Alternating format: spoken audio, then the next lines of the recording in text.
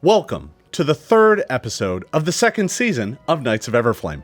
I'm Jason Bulmahn, your host and GM for this adventure. Is everybody ready to play? Yeah? Oh, yes. All right. Well, when we last left our intrepid band of adventurers, they were hot on the trail of Lucky Longfinger, the rogue that betrayed them so long ago, and may in fact be involved with the death of Iculus's father. Exploring the city of Tamarin, you picked up his trail from a local thieves guild, but when you bust up the place, you found out that he was not there. In fact, there was no sign of him. But there were crates of art being shipped to the Thistlebrush Gallery in the capital of Multhune, a city called Canarate. And there they were being sent and held for a Lucent Longfinger art dealer. Down at the docks, in the Gar's last meal, you met Heliana Ironeye, captain of the Sunken Sea Cat, a barge that travels around Lake Incarthen. Although she couldn't take you all the way to the city of Canarate, she did agree to ferry you as far as Corholm, a port city on the edge of Multhune. You boarded the boat and began the slow journey south along the shores of the lake. The barge was due to arrive late that evening, but it got held up by a bunch of netting that the boat seemed to get snared in. As the crew went to investigate, a nightmarish lobster creature climbed on board and nearly dragged both Omelette and Iculus down into the depths. Yeah. Both of you were paralyzed. Things looked very grim, but fortunately, some well-placed arrows and a scorching, searing light managed to finish the creature off before it could drag your heroes down into the depths. From there, you made your way to Corholm. Captain Heliana was very gracious that you helped take care of the lobster creature on her boat, and as thanks, she arranged a caravan to take you from Corholm all the way to the capital of Canarate. It was during this journey that you noticed that Tariel began to grow increasingly nervous about your impending destination. In fact, you learned that Tariel was from Canarate, and when you arrived, she was referenced as Lady Windhaven, and is apparently of noble birth. This caused quite a few discussions in and amongst the group, and you were allowed into the tradesman abode in Canarate, but you could go no further. And unfortunately, the Thistlebrush Gallery was in the more affluent part of the city, but that is a part of the city where common visitors are not allowed to go without permission and leave. Well, fortunately, you have a Canarate noble with you, and although she attempted to just write a letter to her parents to get permission, that was not going to be enough for her father, and she had to visit her family home. There, meeting with her father Imrid, who is clearly very disappointed in her for her choices in life, and was insistent, apparently, that she marry. And when she refused to do so, that is when Tariel was shipped off to Lastwall to serve in the army. Returning home, her father assumed that she had returned home to fulfill her familial obligation.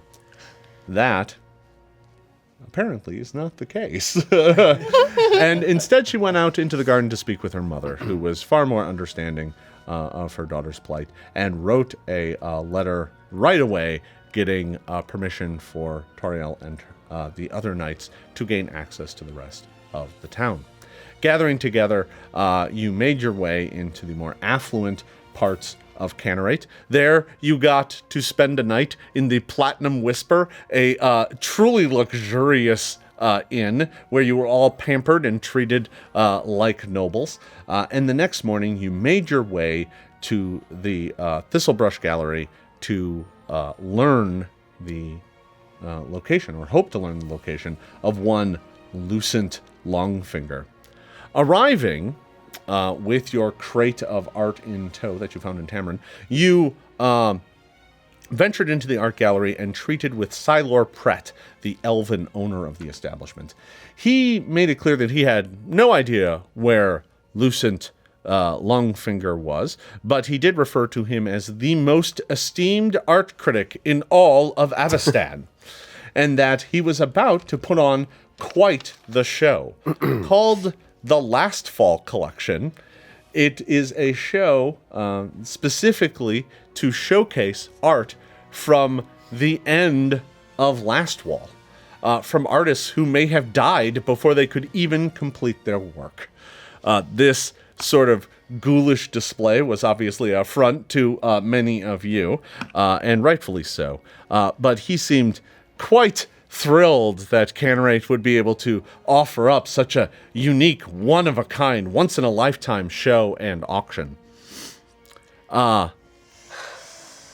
However, despite you asking, you are unable to acquire tickets. Silor said it's been sold out for weeks. There's no tickets to be had. No amount of money could get you into this show. You went outside before you honestly started punching him, because I could see that in at least one or two of you. You went outside to avoid starting some sort of altercation with him, and there you were met by an aged noble woman who came out of the gallery after you. She was there the entire time you were talking, and she came out. This aged woman beckoned you into her carriage, asked Mr. Dempley to take you on a tour around the petals, and inside, she said, she had tickets that would get you into this gallery, tickets that she had acquired, but she couldn't bring herself to go. And she said she would give them to you. She then explained that it was her son who died in Lastwall, and that one of his last works was to be featured in that gallery, and that she would give you the tickets if you promised to get that piece back. And that is, I believe, where we ended the adventure. So I believe we'll pick it up right there.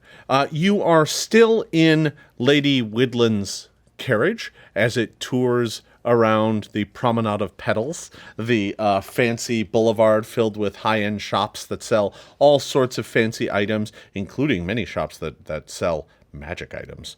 And you're just kind of making your tour of this district, and the lady has just told you that she is more than happy to give you the tickets if you can procure her son's painting.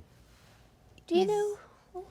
Is it okay if we ask your son's name? It is very possible that he at least signed his work, so we'll know which piece is his, unless you already know which one it is. Well, I had not spoken with him in years, but he was a relatively renowned artist in Vigil. His name was Welthrop. Welthrop Widland. Lady Widland, would you be able to stop us off at our hotel? Because we happen to have a crate of paintings, and your sons might be in there already. Well, that would be amazingly fortunate. And she kind of suddenly looks at you with a bit of a... Well, we were... You have a crate of these paintings? We were tracking Lucent, and they were for Lucent, so... We commandeered them. Yeah, that's how we came here. The entire thing is deeply ghoulish, and I wish to have nothing to do with it. If it wasn't for the fact that my son lost his life in Vigil, I wouldn't have bought the tickets at all. You deserve to have the very last thing that your son worked on. So does every family and every piece of art that we have. None of that belongs in some ghoulish gala at all. It belongs with the families of the people who did that. Yes, they've seemed to have taken advantage of the fact that legally, since Lastwall doesn't exist anymore, it doesn't exactly have laws that anyone needs to follow. It's perfectly ghoulish, but... There is the law of common decency. I think you will find that enough gold can override that. Anyway, I don't wish to tarry. You said we could swing by the inn where you are staying. The Platinum Whisper. That's a fair estate. And she begins to. she leans forward and kind of raps at a little tiny door with her cane, and she says, "Mr. Dempley, would you mind swinging us by the Platinum Whisper?" And he says, "Right away, mistress." And Thank you, Dempley. And the carriage turns and begins making its way through Canarate. In the event that this piece of art is not one that we currently possess, what is our play here? The moment that Lucky sees us, he's going to know we are there for him. Is it a masquerade? We could wear masks if it were. Miss Woodland says, "No, I don't believe it's a masquerade or anything of that nature." Formal party. Quite, and she kind of looks at all of you. You will, of course, need finer clothing if you're going to attend this gala. Well, what's wrong with my dress? I thought it was the nicest one I had.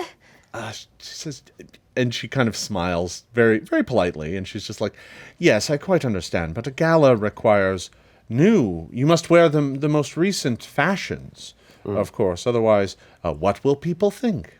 We have to appear to be like one of everybody else. Mm-hmm. We have to blend in. The most fashion. And it's... Now, as I said, I only have 2 tickets, but everyone who attends is allowed to bring a servant of some sort, and you could also probably bring a valet. So you are free to probably get all of you in, and that would allow some of you to perhaps not dress in fancy ball gowns if you don't want. But it is up to you.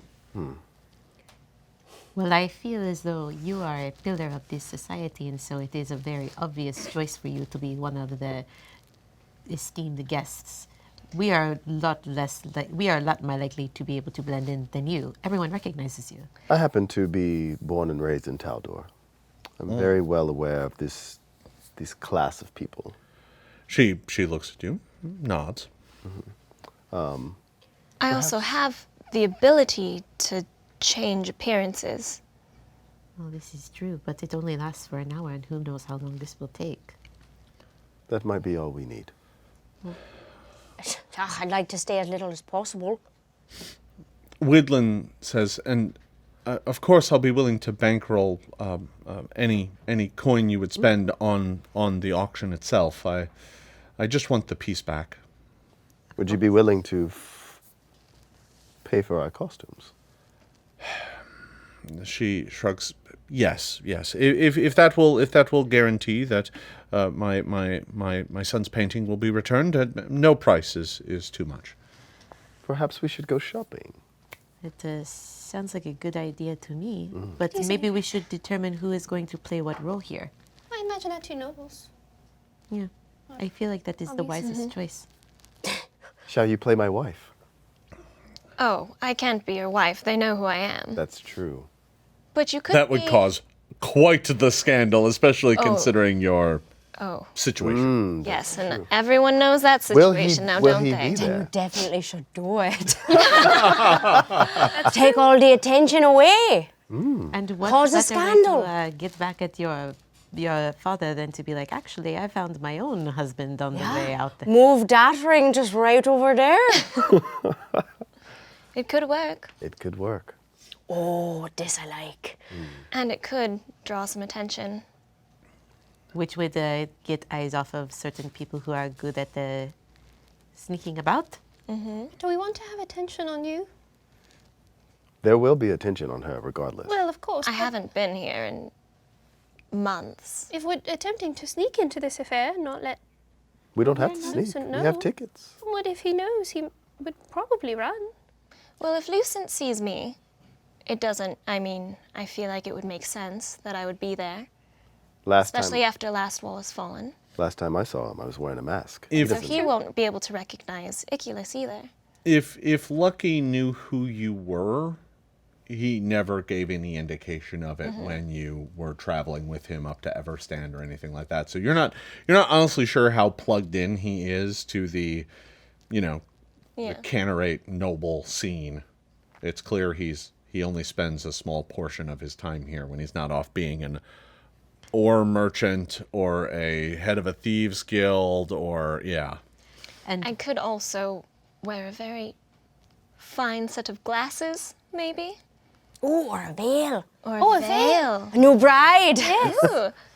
Maybe This is that a whole story. I'm getting excited now. Maybe you can set a new fashion trend. Yeah, But I will the rule- start some veil. A black veil. Be in mourning Fantastic. for this gruesome. Oh, yes. All right, so what I want to do is get a sense of what role everyone's going to play and kind of what costume you want to get. So, Lady Widland is willing to take you all shopping.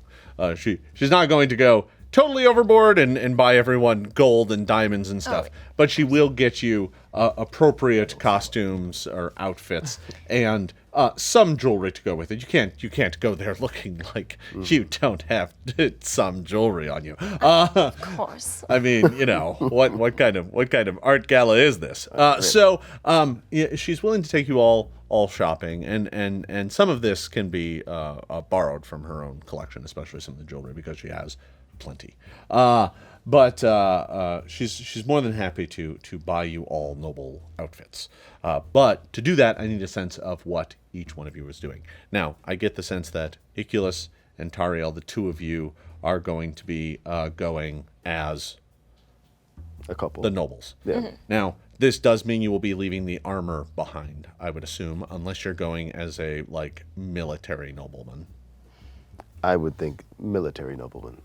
Okay. Sounds perfect. They can polish and dress up your armor, but that's going to take all day. Now the gala is not for 2 nights, so you have a little bit of time, but not a ton. As long as I can wear an ascot. Absolutely, yeah, no, absolutely. When you say that you want to wear your armor, she's like, "Well, that is of course possible, but understand that your weapon will be peace bonded." While you are at such a formal event. As long as it is part of your military station, that can be accomplished. We may have to do some subterfuge, though, because you're obviously not part of the Multhun military. That's very true. But we may be able to... You say you are Taldan. Yes. Perhaps we can get some Taldan insignia to put on your armor. That would be fantastic. It will be expensive. I think that my purpose would be best served as acting as some kind of valet. Yeah, what is that? What is that? She was. You would be kind of a someone who attends to the needs of your nobleman. That. How is that different than a servant? Well, it is a little bit more. A different level. Yeah, I'm not as powerful as somebody's man or woman servant or person servant because you would be by their side at all times. I am just called upon when needed. Oh. Why would a person need 2 attendants? There are some people who need a lot more than that. Now, Lady Widland says you might also be able to have one of you pose as a guard. You would make a good Who would be bodyguard. brought in, but once again, your weapon will say be that. peace bonded and secured. And at that, Lady Widland turns to you and she says, "So, what role do you think you might take?" I don't know. I think you'd make a good lady. Yeah, you could be my lady in waiting. Sure. Well, that is certainly something we can do. We'll get you a fine dress and. Can it be silver? Yes, I believe so. We can certainly find something a little bit, and she looks at you, brighter. Sure. What does a bodyguard wear? Well, you would be allowed to wear your leathers, but we would want to put them underneath kind of a looser fitting doublet and tunic. That way they are not obvious. You would be allowed to carry a weapon with you, but it would need to be peace bonded. And I believe for these sorts of events, you would need to be wearing an armband that signifies that you are a personal guard. In which case, we would probably want to get the sigil of your house. I can send my mother a message and ask her for Excellent. such things. Excellent. Well, we shall set about getting you all prepared. As valet, we can get you a nicely tailored suit or whatever you like. Sounds good. If I could have a fancy doublet, maybe with the insignia of your house on it, it would be kind of nice. or something. I don't care. I am very easy to please. I actually have one ask. Yes. Could I get some kind of a cape or something? Because I want to have my sword right here so that I can grab it if I need it. She's like, we may be able to hide it in a dress, but it will be very difficult to get out. Okay, And once you remove it, you will not be able to put it back in. that's fine. And she kind of looks at other weapons at the party, and she looks at you and says, I do not believe we'll be able to hide the bow. I have But- a dagger. Perhaps if we unstring it, it may do as a staff. Oh, I have a staff. Yes, I know, but we might be able to bring the bow in if we treat it unstrung. It will be mostly straight. That may be a way, or we could have it be with one of the others, perhaps the guard. That way, you could still have it if you need I'll it. carry anything you need. She looks at all of you and says, "I surely hope it doesn't come to any sort of violence." We are hoping it won't, but we have a But it sounds We like must you be have prepared for a everything. problem to solve, and I don't know your troubles, and to be honest, I don't need to know them. I just want the painting back. of course. One question for you. I have this very special ring. Would Yes. I be able to carry that? Of course. Yeah. Trinkets and jewelry will be fine. There is no problem with that. It is mostly just weapons and armor that is a bit of a problem. Okay. All It right. can double as my wedding ring.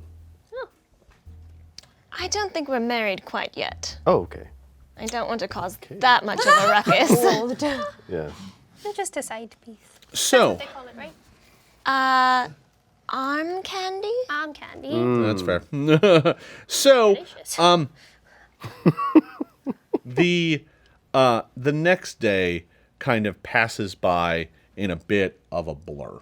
You are constantly being taken to fittings, and Widland invites you all to stay at her estate, which has like pampered lawns, and she has like topiary, like carved like lion rampants in front of the place, and she invites you to stay at her estate so that she can properly have you all costumed and ready for this event. She also spends a bit of time showing all of you how to properly eat and drink at this event, so you don't give yourselves up. No. Yeah, There no, are it is. lots of different utensils. So many forks and knives. At this point in time, this is where we would have the montage of all of you like spilling wine and just grabbing a Swallow chicken bites, leg and swallow eating it, and her just being like, yeah, and all of you like getting in outfits and then flexing and popping all the chains, and she's just like, so Fashion montage. yeah, there's a whole like 2-day montage of the group of you being properly outfitted and trained to attend an art gala. You and Lady Widland mostly are the instructors. Tariel and Lady Widland. The rest of you need some instruction. You're mostly there, but halfway you're there. rusty. Yeah. It's been a long time. There's a lot of Iculus, you should know better. Yeah. Yeah. In that time, is it possible for us to determine what we are going to do with this crate of art? Lucent would be very suspicious if it doesn't show up where it's meant to be. Oh, yes. And we want to Well, I save thought- We need to have her look at the paintings and see if Well, one of yes. them was the sun's. Just in So case. you obviously bring the paintings by. You go by and pick those up and bring them to her estate. Unfortunately, no deal. The piece is not in there. Yeah. There are other important pieces in there, but none of them are her sons. If we are going to trap Lucent, we need to make sure he is not suspicious. So his package should arrive as planned. Yes, then we should definitely we- drop that off. Yeah, get it back. But then we have more pieces we have to steal. I have an idea. We use fake pieces as his shipment. Use those, take the other pieces out, and leave them with Lady. Who has the time Do to we produce have them? time to create Or anyone with. counterfeits? we You just- made a beautiful portrait of Holgas. Oh, that's true. That was one. Yeah, you certainly do. But to replicate 6 paintings and several sculptures and have them actually look like the subject matter, because it's not like you can just go to a gallery and buy any painting. It won't be of the right subject matter, so it won't fool anyone. I mean, like, oh, those people in Vigil sure did paint a lot of bowls of fruit. ain't gonna cut it. So We could replicate. We got the image right there. This is where we bring in our lovely guard from the gate and all of her people to help us. Oh. Because she likely does not know that these works of art are stolen. No, we didn't tell her. Do they care? I think she does. I might go. That was. you could something I go was talk to definitely thinking DeGrell about. if you want. Yeah, Yeah. you had mentioned that you were going to chat with DeGrell. Yeah. Just to cut to the chase, reproducing the paintings would take way too long. If you had a week or two, maybe you could pull that off. Sure. But in a day, not really. A day and a half. Because it's not like you can show up with them being still wet, right? And be like, hey, here's this painting, don't touch it. Yeah, I know it still smells like oil. You're going to have to find a different solution, and you go and talk to DeGrell.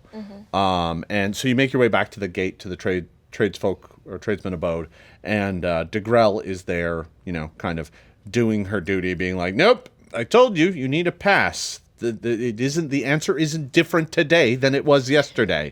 And the poor merchant makes his way back. He's like, but I have important business. Yes, get a pass. Or send a messenger. Maybe they'll come to you. They're not paying attention to anyway. So you make your way up to the gate guard, and DeGrell sees you and says, Lady Windhaven. Captain, Good to see you. good to see you too. I have some matters to discuss with you.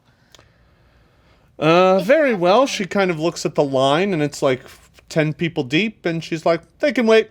And it's suddenly a lot like the DMV. She goes on break and says, right this way, and brings you into the watch office, where she snaps to one of the privates to bring out tea. And she's like, well, what can I help you with today? So, remember the fellow Lucent that I told you about? Yes, we've had people investigate that. I don't believe we have any leads as of yet. Well, we found a crate of paintings that were supposed to be shipped to him. I see. And it appears a lot of the paintings were looted from Vigil and Castle Everstand and stolen from Lastwall. Does this have to do with that upcoming art show? I believe it does. And also on the first, you might want to investigate the sales at the painted or the Thistlebrush. The Thistlebrush Gallery. Yes. She looks at you and says, she says, so you're sure they're from Lastwall? I'm almost positive. Vigil, Lastwall, Castle Everstand. She looks kind of frustrated with that. And she's like, that unfortunately puts us in a bit of a bind. When places fall into ruin, when they are destroyed, when ships sink, when places are long forgotten, there are many who wander this world looking for treasure and riches in such forgotten places. Unfortunately, there is no guide for when a place becomes somewhere that you can explore and take things from. The laws here are unfortunately incredibly vague. If this were within Multhun, there would be many laws that we could apply, but since this is from another place, I don't know that there's anything that our laws speak to this of other than it being salvage. What about the things that were created by people who still have living family? She shrugs and says, I don't believe the laws really speak to that necessarily. I don't disagree with you that it is certainly ghoulish. But how long does a ring need to sit in a dungeon before it becomes valuable to an explorer? Hopefully longer than 6 months. One would think, but there is no such guideline. Not within the laws and the jurisdictions that I can follow, I'm afraid. Now, if it was proven that it was taken from someone and that person was posting a complaint, then I think there would be something I could do. But unless that person is still alive and here to register it, I'm not sure that there's anything I can do directly other than frown and be unhappy that this is occurring. All right, well, I just wanted to let you know. And also, again, on the 1st of the upcoming 1st, Silor that's when he buys things. Ah. So maybe just keep an eye on that. Yes, many of the galleries will purchase things from explorers and adventurers. We have many shops in this town that deal in long-forgotten trinkets and things from ruins and dungeons. It is a rare enough occurrence that those who live that lifestyle come to Cannerit, but when they do, there are shops that purchase the things from them. So that is not a huge surprise. But it bears noting that this gallery in particular seems more than willing to treat with unsavory customers. As we can all tell from the upcoming show. Yes, quite. And she looks frustrated with the whole thing. You can tell that she wishes she could give you a better answer. She's just like, the law does not allow me to arrest people who took things from a place that's in ruins. Unfortunately, and the time frame for that is not really determined. Once it's in ruin, it's in ruin, and that's the way it is. I understand. I wish there was something more we could do as well. But I just wanted to let you know. Well, I appreciate you bringing this concern to me. I shall alert the other watch captains that this is the source of these pieces, that they may have in fact been purloined. There may be an illegal, illicit operation going on here, and if they get any word of it, I shall investigate it fully within the bounds of Cannerit law. And how far does Cannerit law extend? Well, the laws of Multhune extend to our borders and into the waters beyond. And she says, and technically throughout all of Nirmathos, but they don't recognize them. Because I know that Lucent did some questionable ore business in one of the towns that we passed through. So I don't know if that law extends. Those crimes extend out here. It may perhaps. Is this in Multhune? It was in Crow Stump. Up on the up in the Nirmathos border with the Gravelands. That bears investigating, but I highly doubt that the authorities in Crowstump would participate in our investigation. They don't recognize our authority, you see. Maybe if we could bring the rebels to heel, this would be a simpler problem. Well... Meanwhile, everyone else is somewhere suddenly turning red, like... Where's it burning? Well, I wish there was more that we could do. Yeah. As do I. Thank you. All right, so, the rest of you are in the middle of learning how to eat cucumber sandwiches with the crust cut off, and how not to make a mess while doing so. He's got crumbs, I don't understand. Thought you just take You can't not make a mess with a sandwich. It's a hand sandwich. You have to eat it with your hands. Why is this wrong? Cut it. But it's a sandwich. It's so small already. This is You're just doing well, look at the the way- pinky. You look right fancy. Lady Winland is just sitting at the head of the table with her head in her hands. I haven't going, even bothered trying to take a bite. What is the point? It is all for decoration. Do you just do? Really? Do you have the pinkies out for everything? Is that etiquette? I don't think so. Why are you taking away valuable fingers? Yeah, I need that to grasp my sandwiches. Can you imagine if I held an axe with my pinky up? Terrible. It would be Horrible very grip. fancy, though.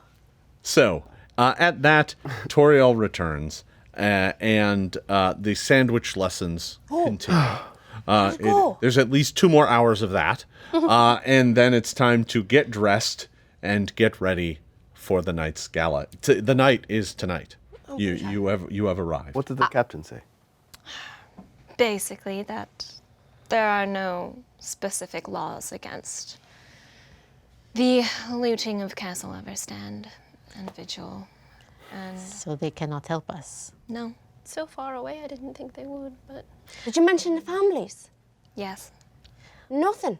nothing. The problem is if there were to become a fight, we would get in just as much trouble as Lucent. Oh, we would get in more trouble than Lucent. We have made a promise not to cause any trouble here, but we cannot do anything about this. Well, maybe we aren't meant to do anything about these artifacts except for the painting for Lady No, I don't Woodland. accept that. I don't accept it either. She has authorized you, by the way, to spend up to 5,000 gold pieces to secure the painting. Yes. What if we write to everyone? You know, try to find the families. If we can't do it, if we can't steal them for them, maybe they have the right to come claim their property. Maybe we can write down a recording of what happens tonight, what artists' paintings go to what families, just so that that family knows. Yeah, and who made the painting? Create a list of artists and Well, I can Keep do track that of right them. now. Everybody has a mark on the painting. I can make a list of who the paintings have been done by, except for the ones that aren't finished. They're not signed. What about the ones already in the gallery? They're not signed. Toriel, you know that any gala like this, any art gala like this, is going to include a parchment when you arrive that describes every piece, its starting price, and its artist. Oh, so we'll have most of the information once we enter the That's how gallery. these things Buys work. it. Yeah. then that's our goal. Keep track. Keep the history. Keep the memory. All right. So, with that, you all get dressed in your finery. Liz, do you give your bow and arrows to Omelette? Yes. All right. So at least they're on site.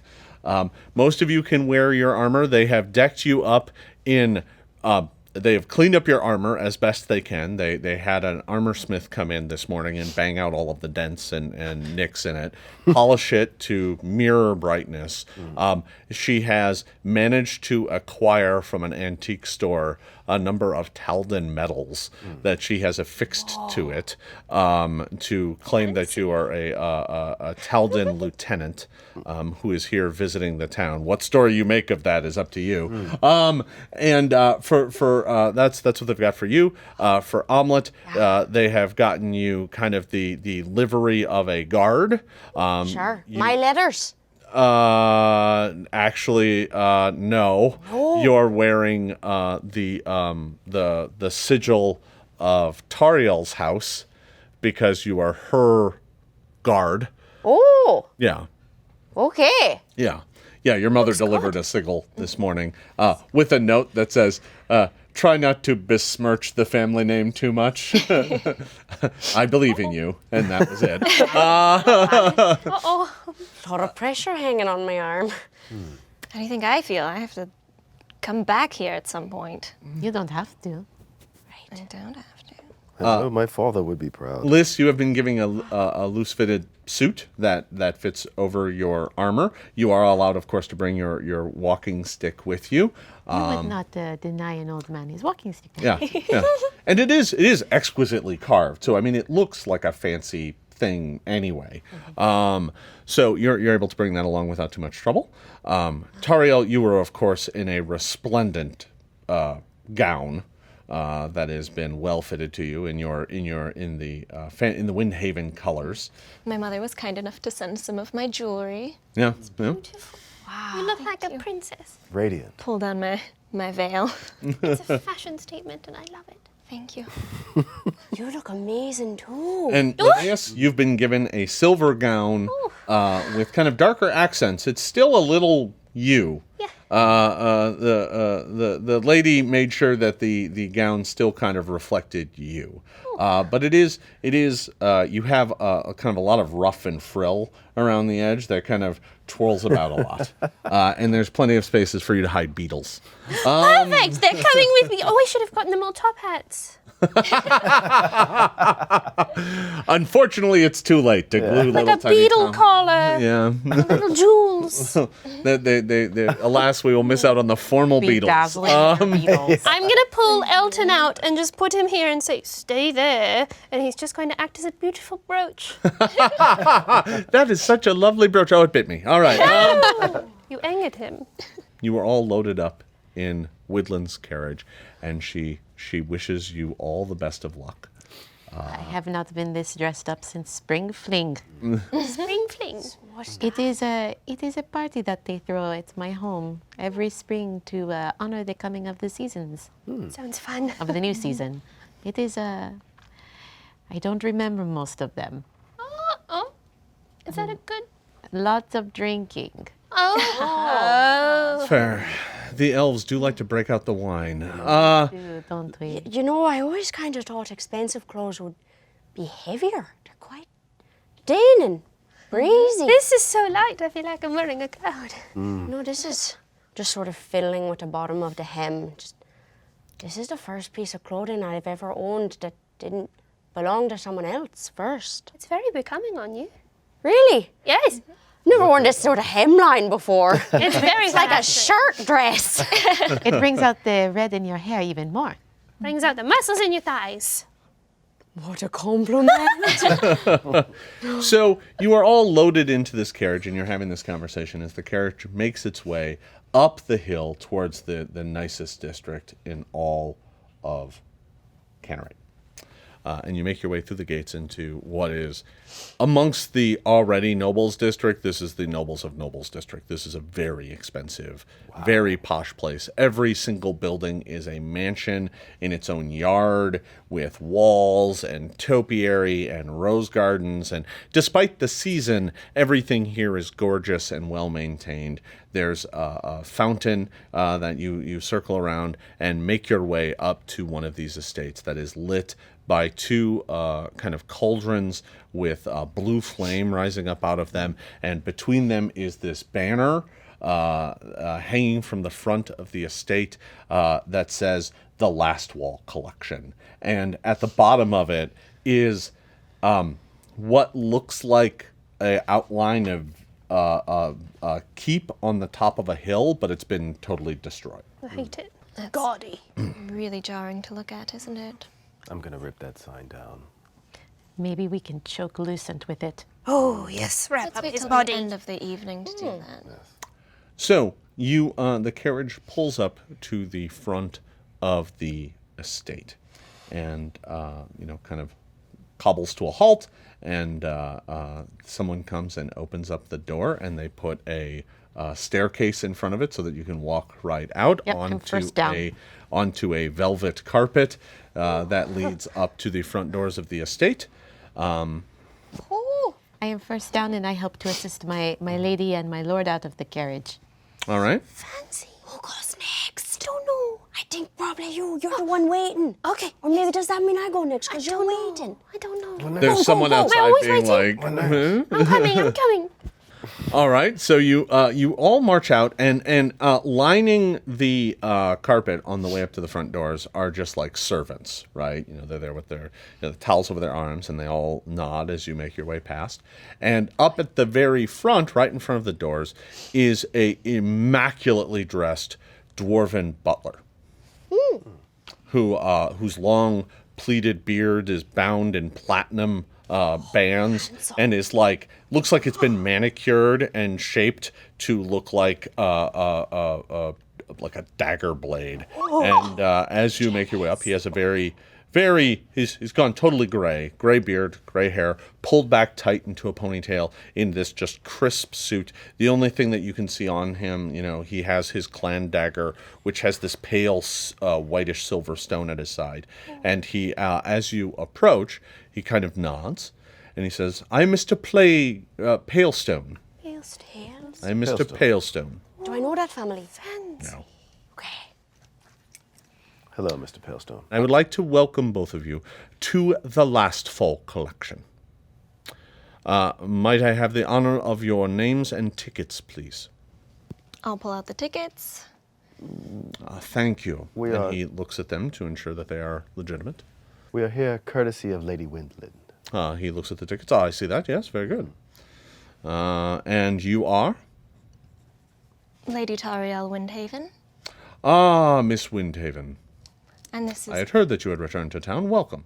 Thank you. And this is my guest, Iculus of... Lord Vendanta of Taldor. Lord Vendanta. Yes. Of Taldor, you say? Yes. He says, it's been long since we have had a Taldan noble here. Welcome. It's nice to be here.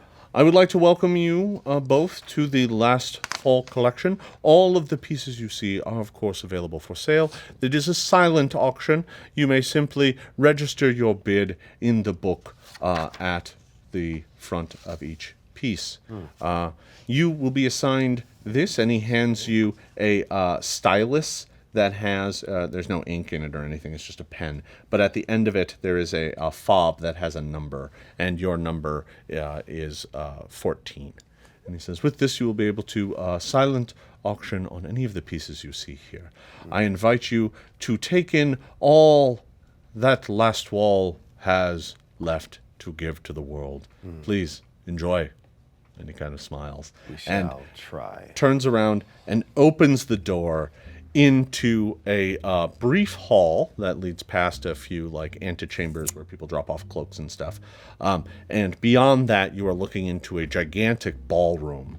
And there are many, many nobles in there you can see already. The entire thing is lit with kind of red and purple flames in sconces along the walls. And even from here, you can see dozens of paintings and sculptures arrayed around the room, and you see the nobles wandering from piece to piece, looking at them, judging them, talking, enjoying fine glasses of wine, and enjoying the end of Lastwall. I cannot believe we are here.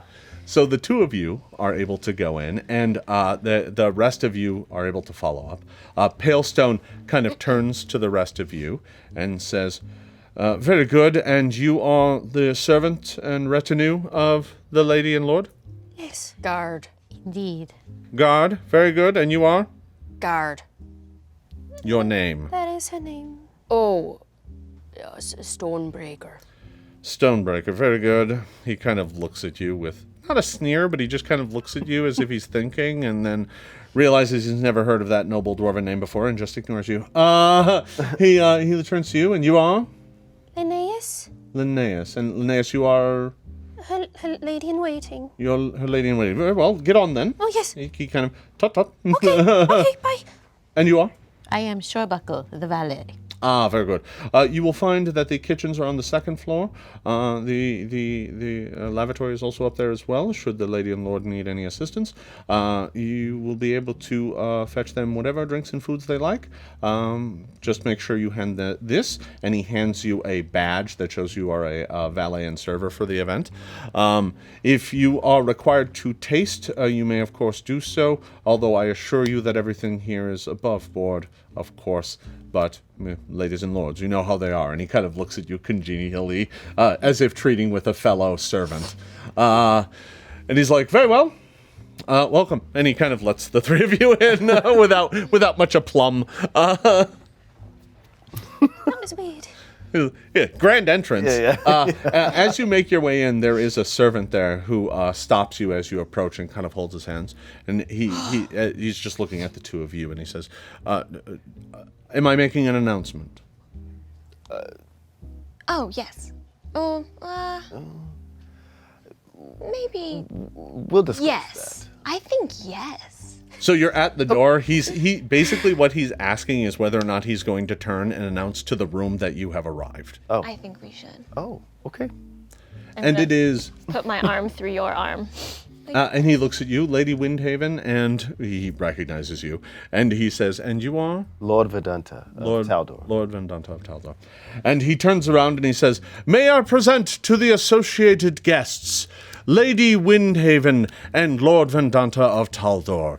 And at that, many of the nobles turn, and some of them look genuinely kind of surprised when they turn and they don't see your mother. They turn and they're like, and then they see you and they're like, and all of a sudden they look surprised. And there's polite, the kind of real polite clapping that never actually even rises above the din of the room that much. You can't really hear it. It's just, And then 2 seconds later, it's back to business as usual, and everyone goes back to their talking, and the clinking of glasses, and people, the low murmur of people talking in a gallery. Your, That was awkward. your ladyship, might I get you some food or wine? And I sort of flash the badge. Oh, look at you. Work. Nice. Should Turned out to be a good Should idea we? that I was the valet. Wine. Wine and cheese. Do you want to Almond cheese. taste? Sure, but what I would really like to do is get a nice little layout of the... Oh, yes. Well, then in that case, I need something from the kitchen and maybe a tissue or something from the lavatory, and I believe something very specific from one of the storerooms. Maybe I'll get a little lost. Yeah? Sounds good. Yeah. I haven't been here in a while, and you are a very new valet. You are very inexperienced valet. Please, go make a mess. Well, then Go I guess I explore. shall be off then at your service. And then off I go. All right, so Liz, you're going to go upstairs to the kitchen first? Is that the plan? I'll head All right. back that way. I'll hopefully make it to the kitchen. All right. So you begin heading up that way. I want to give you guys a sense of the layout of this place. You're in the middle of an art gala. So what you've got is the main floor here where there are pieces. There are paintings on all the walls. There are sculptures. Each one of them is emblematic of, well, to be honest, Lastwall, or what is left of it. And you can see the nobles walking around laughing and looking at them and having a grand time. And I'm wagering most of you are trying not to murder them. So off to the right, you have a staircase that goes up to what the butler described as the kitchen. And that just goes up to the right, and there's a set of doors up there, and that's all that it goes up to. It kind of goes up to a balcony that leads into the kitchen. Off to the left, you have a staircase that goes up to the room for ladies and the room for men, the restrooms and the kind of places where you can go get away from it all and refresh yourselves and be by yourself for a bit. And then in the back, there's a set of double doors that you don't know where those lead. No one seems to be going in and out of them. There's just a pair of guards in front of them. And above that is a balcony that you can't access from down here. It's from somewhere deeper in the house. So really, it looks like this room itself is the gala. And moving throughout it are waitered staff who have like goblets of wine and food and snacks and such. So you can kind of see all of that going on. So Liz, you are going off to the right to go upstairs to go into the kitchens. What are the rest of you doing? If I don't get out of here, if we don't find Lucky soon, I might freak out. Well, let's just do a sweep around the room. We'll find the painting that we're looking for, put in our initial bid, and then hope for the best. All right. Okay, so the two of you are doing a sweep around the room. What about Omelette? What about Linnaeus? What are the two of you doing? I want to do an eyeball scan of what other guards seem to be doing. And if they aren't sort of roaming and are sticking by their patrons, then that is what I'm doing. Okay. And if they're roaming free and free to sort of move about the space of their own will, I want to go find that list and immediately start. So I should actually note when you came in, there were two like lecterns with piles of them on it, so that you could easily just grab one. Oh, then I definitely do that at some point. All right. Or did when we came in. Yeah, you could have easily grabbed one when you came in and held on to it. But you look around and you notice that the guards tend to stay in orbit of the people they're guarding. They're not like right up on them. Sure. That would be uncouth. But they are always kind of nearby and keeping an eye out, and they kind of meander around the audience. But they're very unobtrusive. Like they avoid getting in anyone's way. They're not there to look at the art. You can see them. They're just kind of walking up to things and kind of keeping an eye on the people and the people they're obviously there to protect. Okay, then I guess I'm floating and doing the thing I am not good at, which is staying out of people's way. Yeah, that we'll get to that in a moment. Luckily, I probably look like a very fierce guard, because this is probably the most unhappy, like frowny face. Like not pretend frowny face, genuine frowny face. This is scowling at all of the attendants. I believe you're all criminals. And what is Linnaeus up to? Ooh, very awkwardly, as is her character, walking through the crowd and looking at faces and sort of gauging just humans in this area. Looking Sure. at all of them. Yeah. So, all right, I'm going to go around the table and describe what each one of you encounters. We'll start with our pair of nobles, and the two of you are wandering around the crowd, and in the dead middle of the kind of crowd, as you make your way into this group of people, they're nobles, and there's lots of them, and you recognize a few of them, but none of them are like close friends or anything like that. But in the middle, as you get kind of closer to the middle, you hear kind of a loud booming, like, yeah, no, I can't believe that we didn't engage more fully in that fight.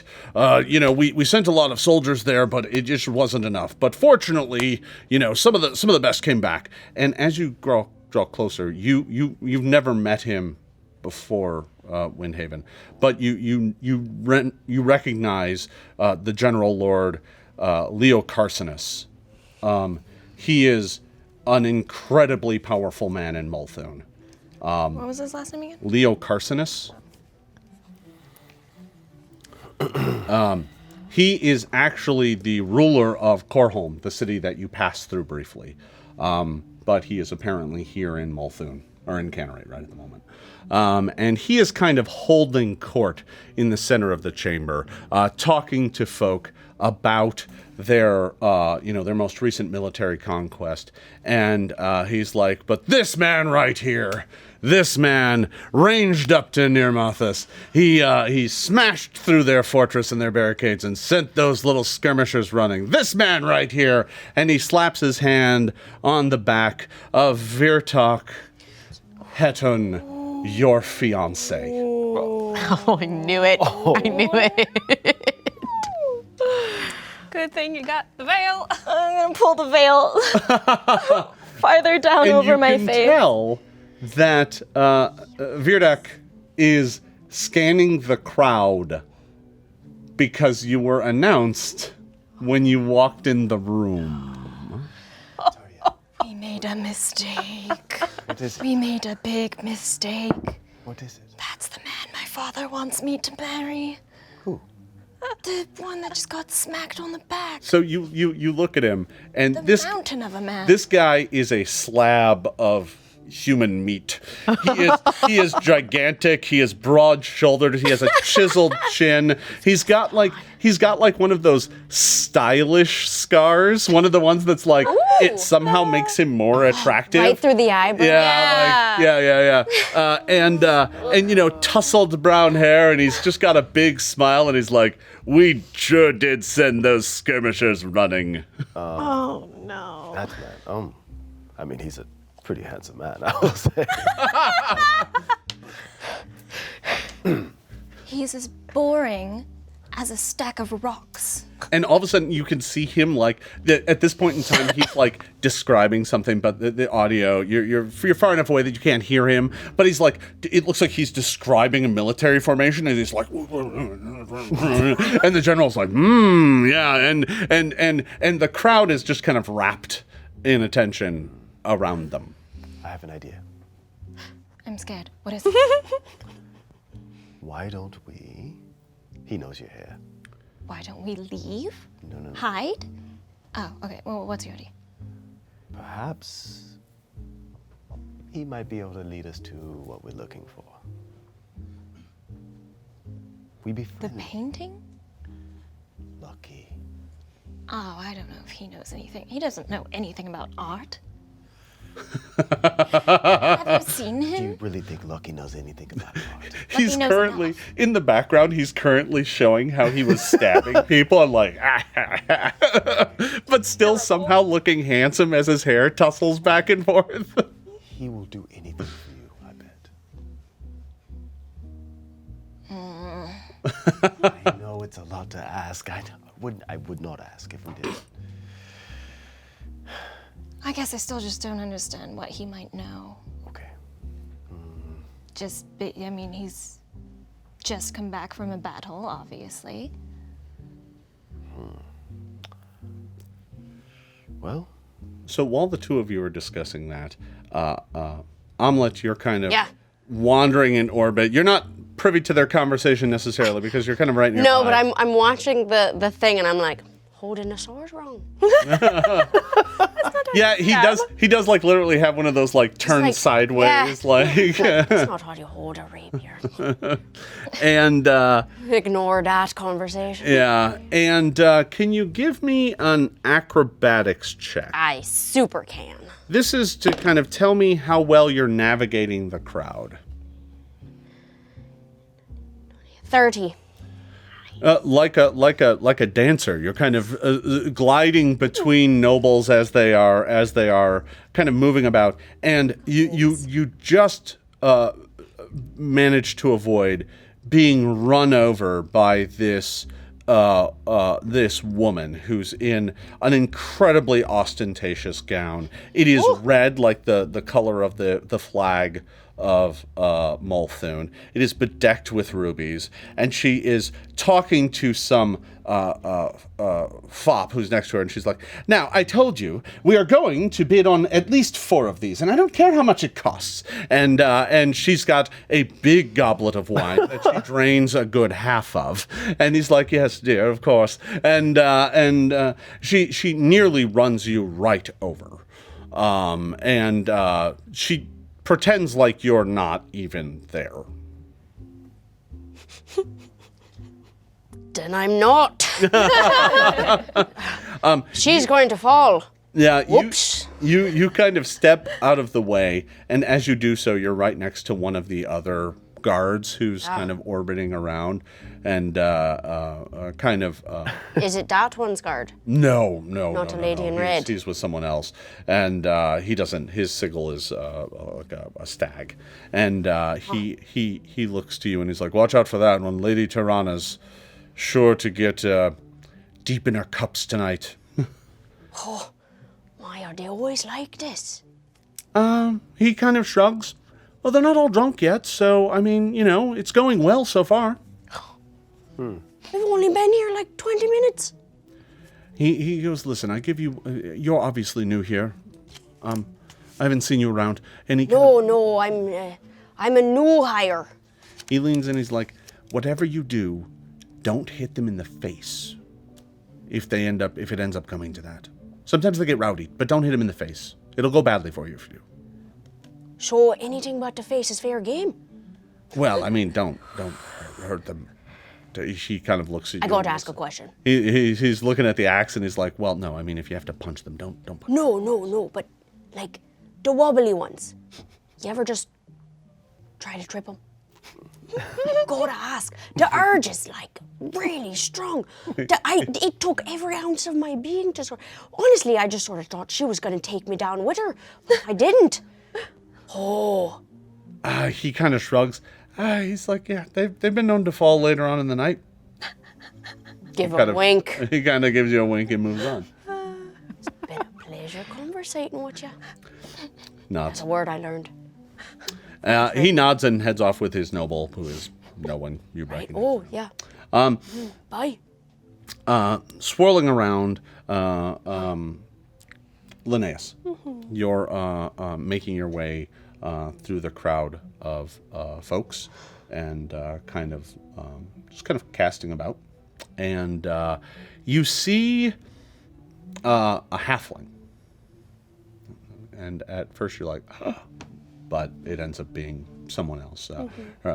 She has vibrantly dyed streaks of purple and silver in her hair, and she's wandering around from the various pieces, and she's got these spectacles on, and she's in this, like, for all the gowns and whatnot, she's in this kind of outlandish, like, half suit, half gown, half whatever she feels like wearing, and it's made of like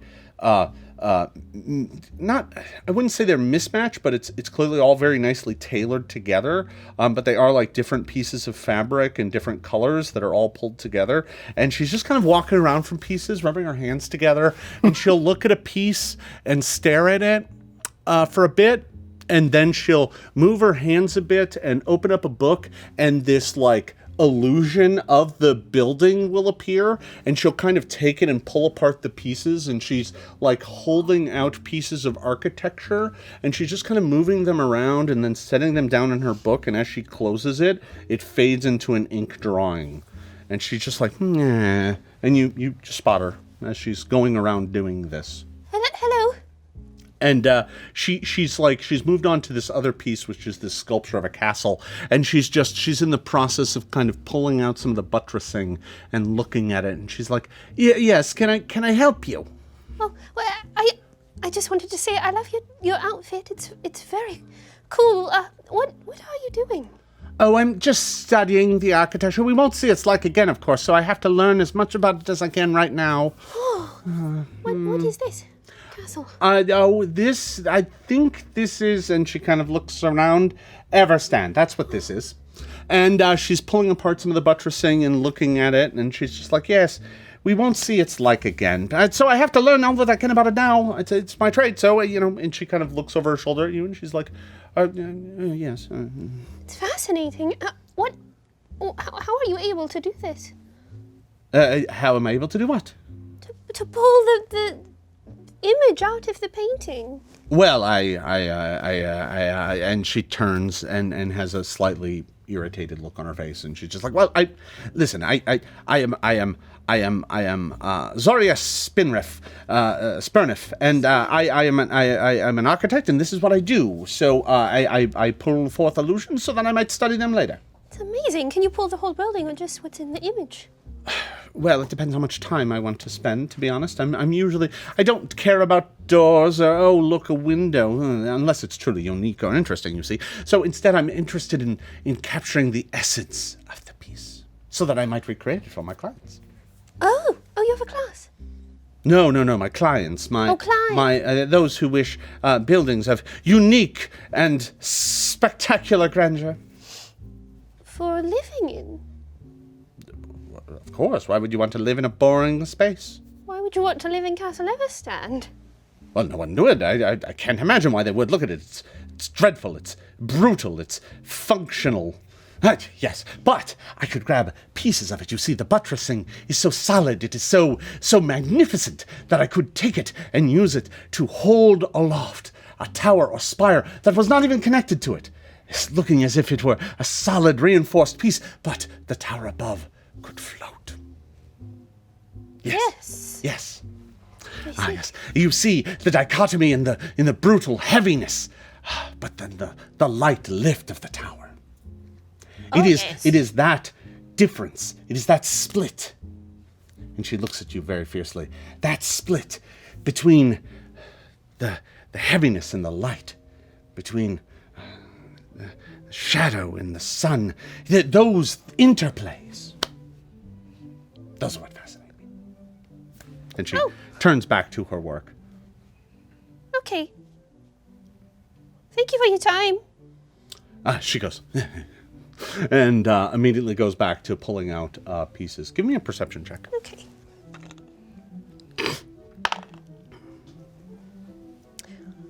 $27.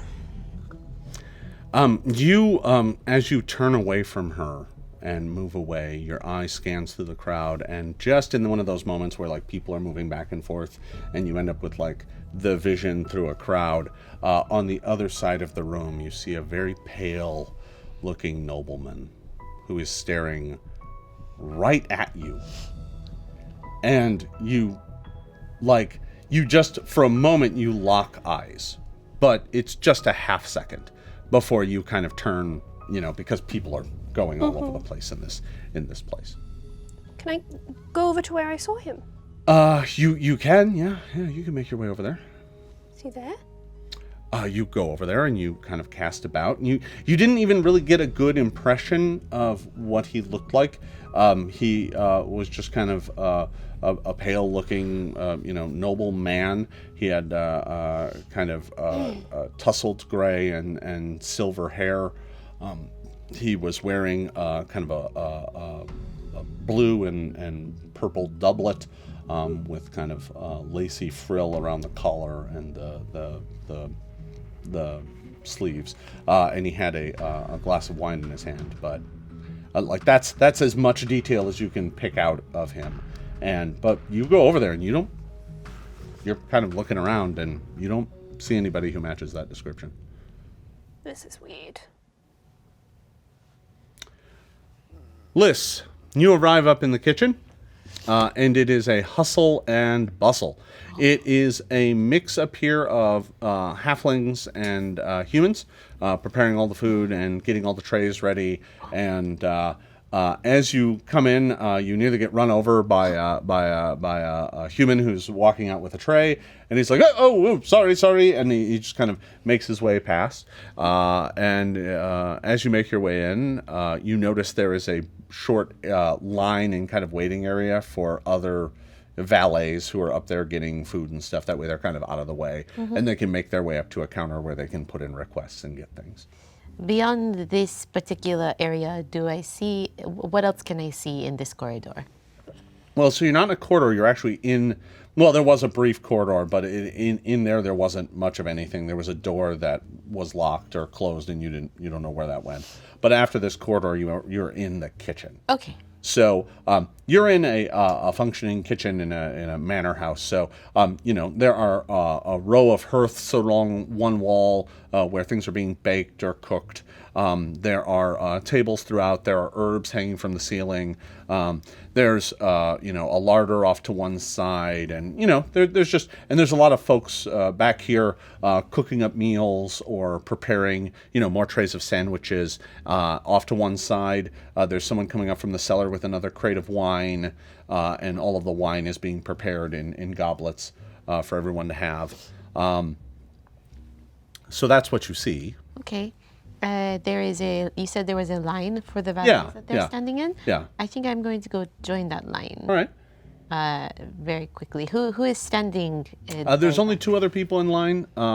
One of them is just another halfling, such as yourself, who is just standing there waiting kind of impatiently.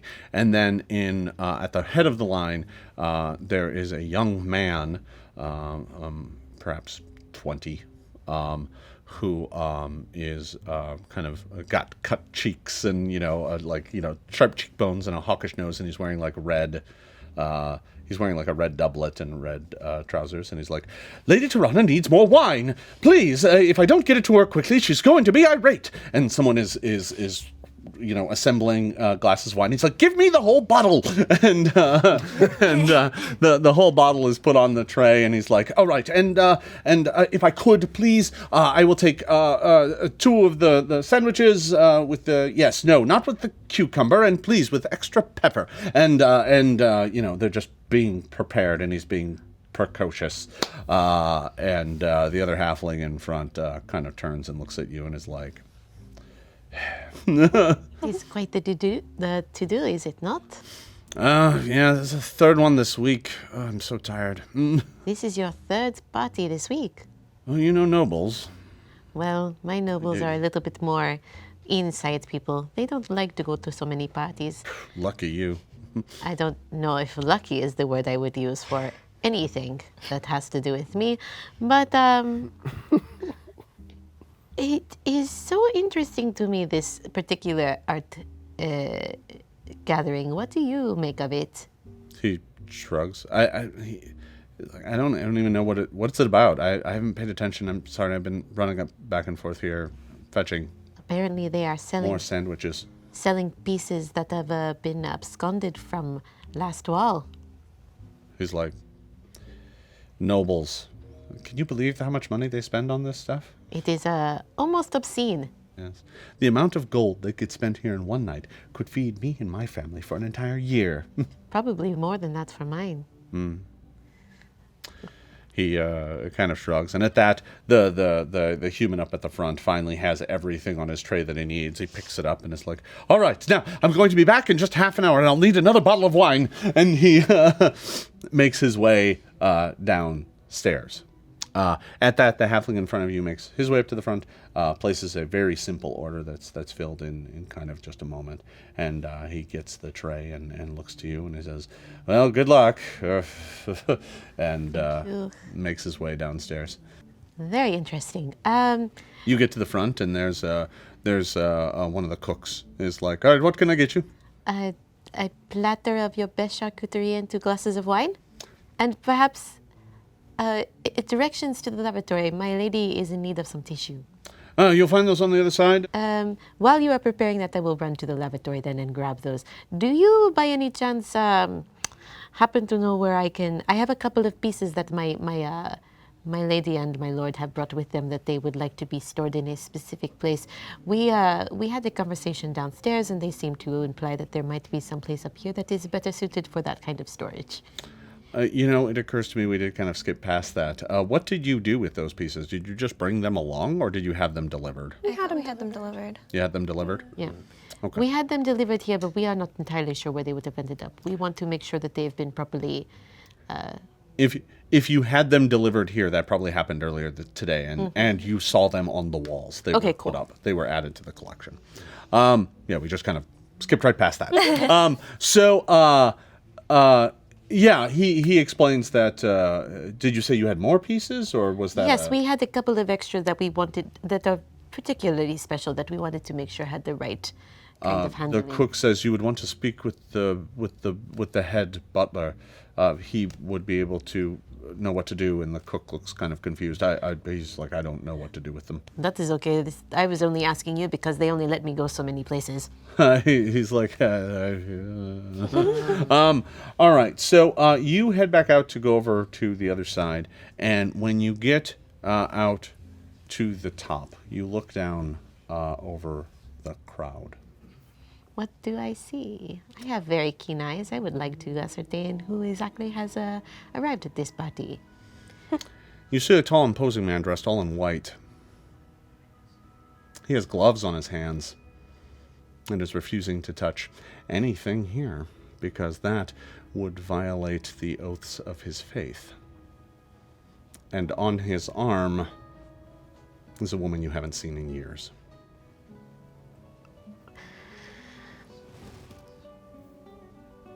I am going to very slowly back away from the banister and run into the lavatory.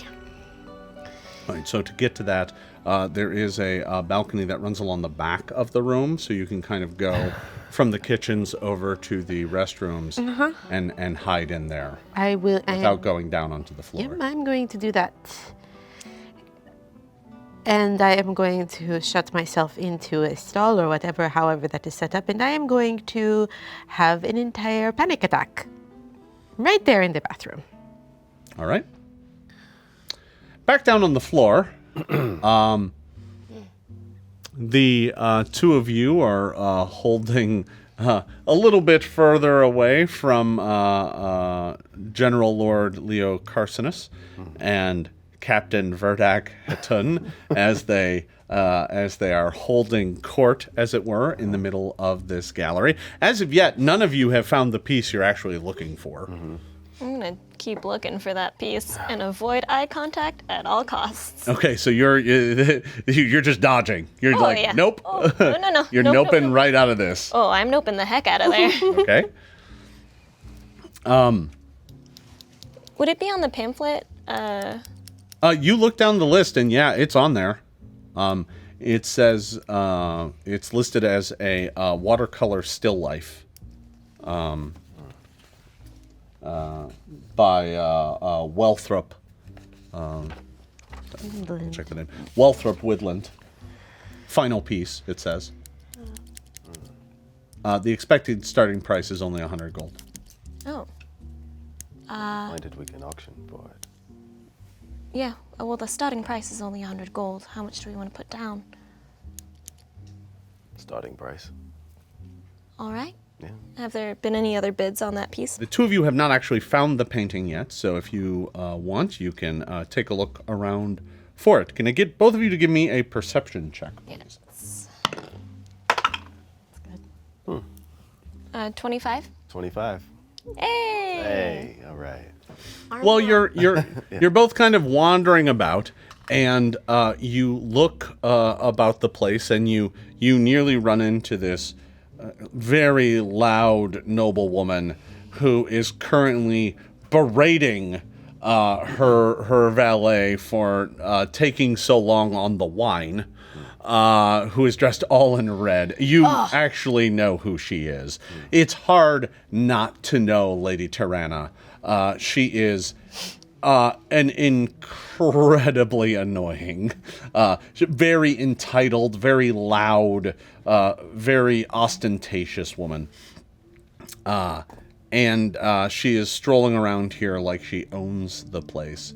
And when she sees you, she's like, she kind of stops and looks at you for a moment, and she goes, Toria, well, I never. And she comes up to you immediately, and is just like, and clasps your hand and gets all up in your personal space. And it's just like, now, where have you been? I heard that you went up north. Is that true? Did your father really send you away? Oh, yes, he sent me to Lastwall.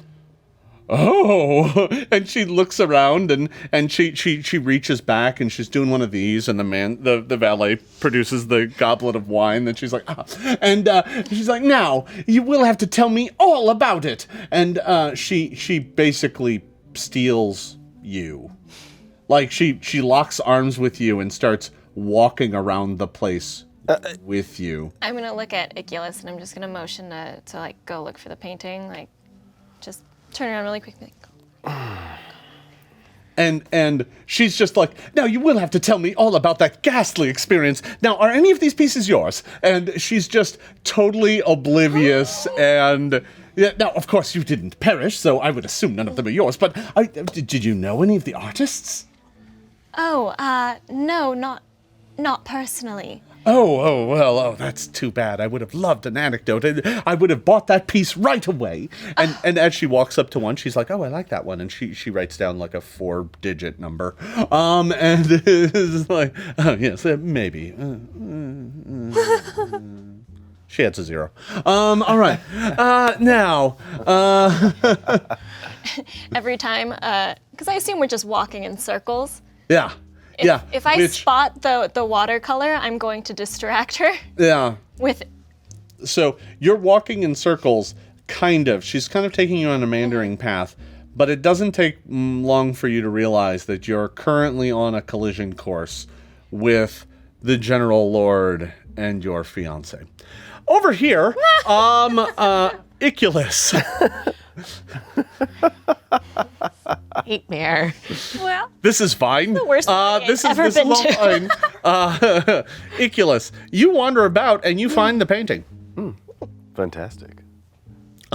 You find the painting. It's located on one of the side walls. It is a fine watercolor. I mean, it is. This is it. Yeah, you find it. It's a watercolor of a field of like flowering, like they look almost like poppies, and it's very bright and colorful. And then far off in the distance, there's this black spire tower that you've seen it in a few pieces here. This tower. This is the first one you've seen where the bright colored flowers and whatnot are in such stark contrast to this black spiked tower that just stands alone on the horizon. And give me a society check.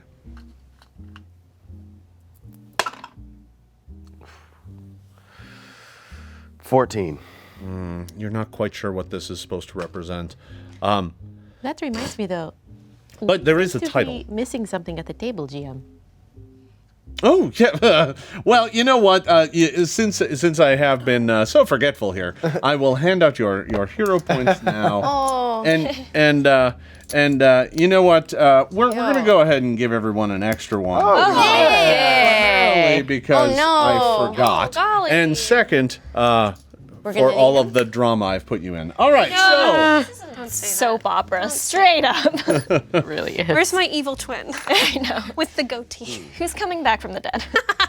as another twin. So you look down at the title and it says Gallows Spire over Flowers. It's interesting.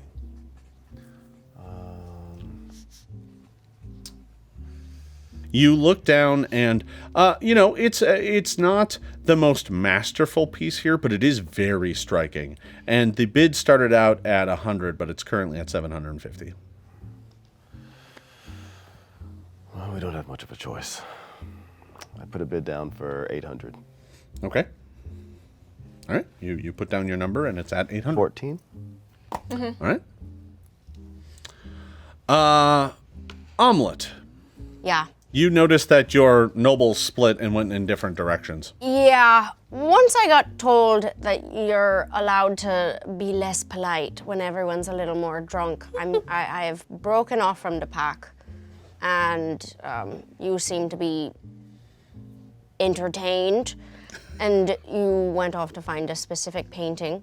So I have just started to take in the rest of the gallery and looking at all the paintings, trying to commit them to memory, trying to hold on to every piece, every stroke of the brush, every image they represent, every sculpture, every person who made them, and the words that that pale stone are just circling in my brain, just the last thing they have to offer. This is the last thing that Castle Everstand has to offer, and it's just fuming in my brain. As you make your way around and you look at all the pieces, you come upon one. Some of these aren't modern pieces, some are historical, like paintings of historic things.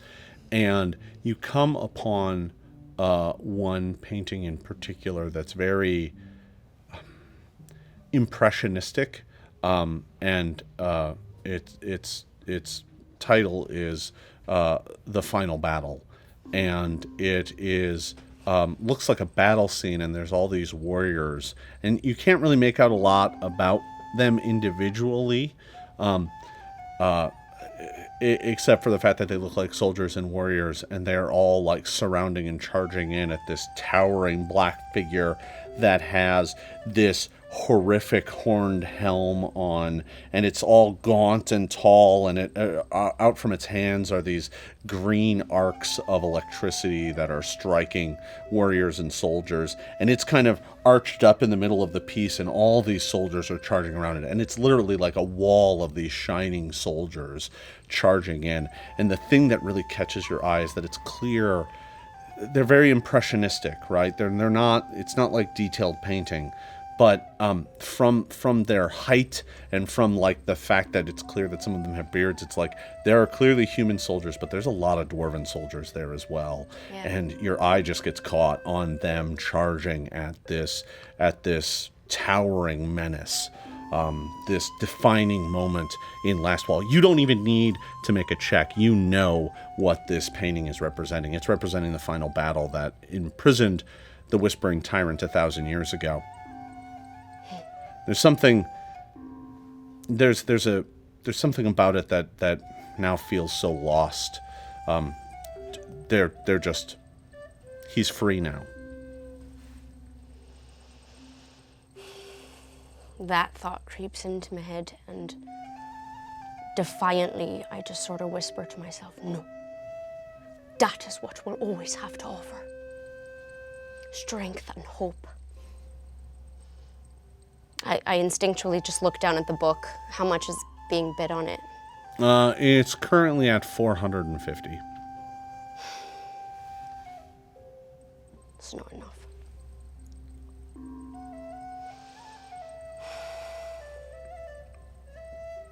I very briefly think, we've got a party fund. And then, no. I don't need it. It's here. It's here.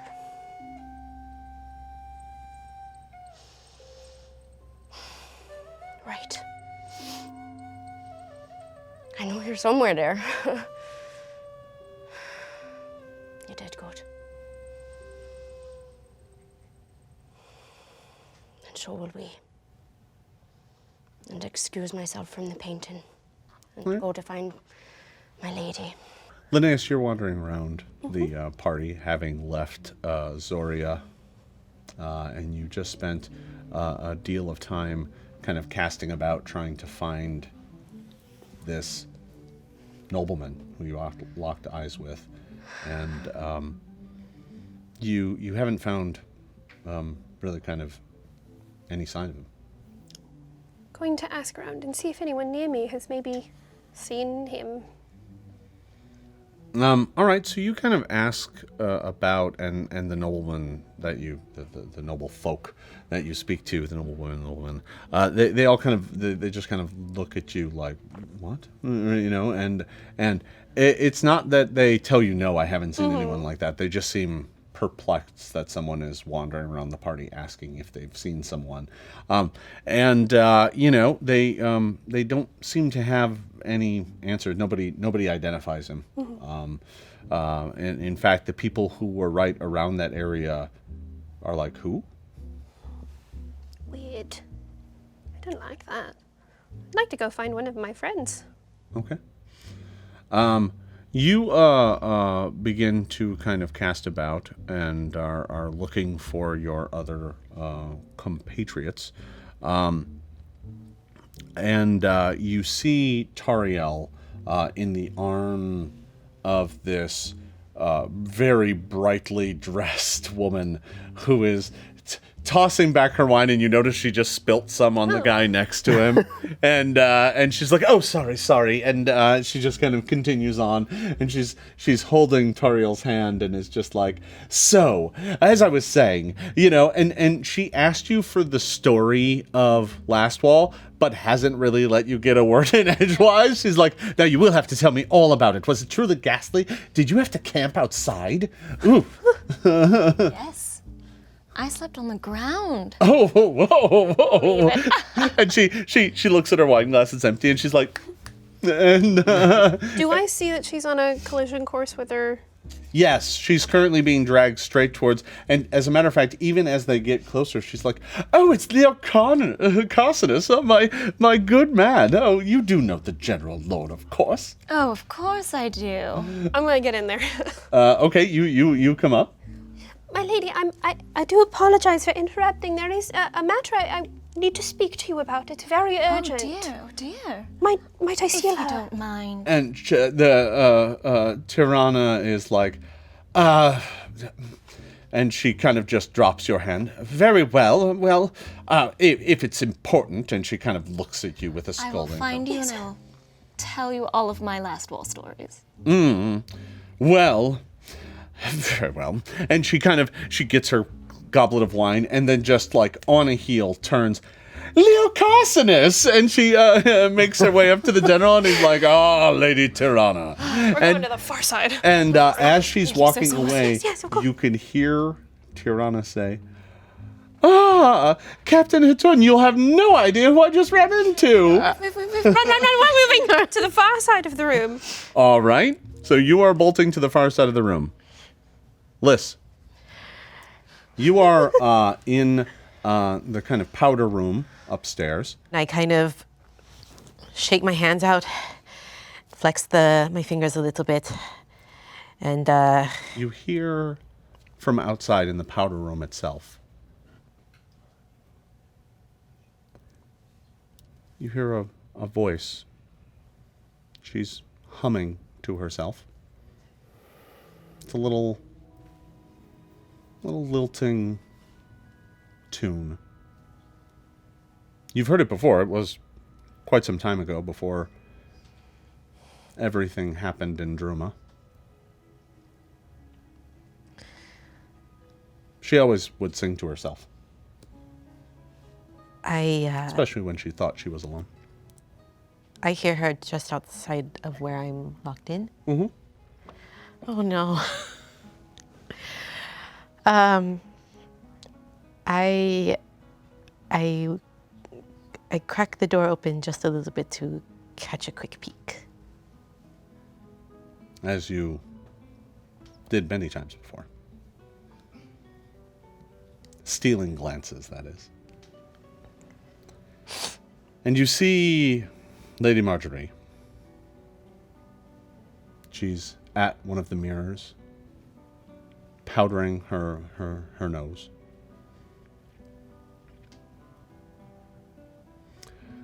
She's wearing, the gloves of someone who follows the prophecies of Calistrade.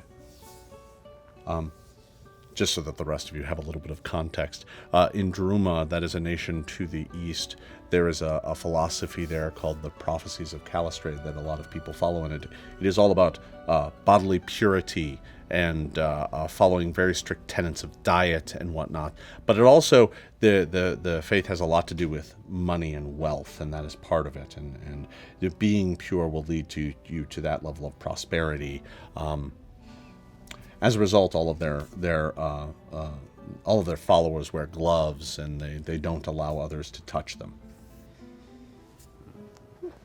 So you see, Lady Marjorie is there, powdering her nose and making herself presentable before going back out to the party.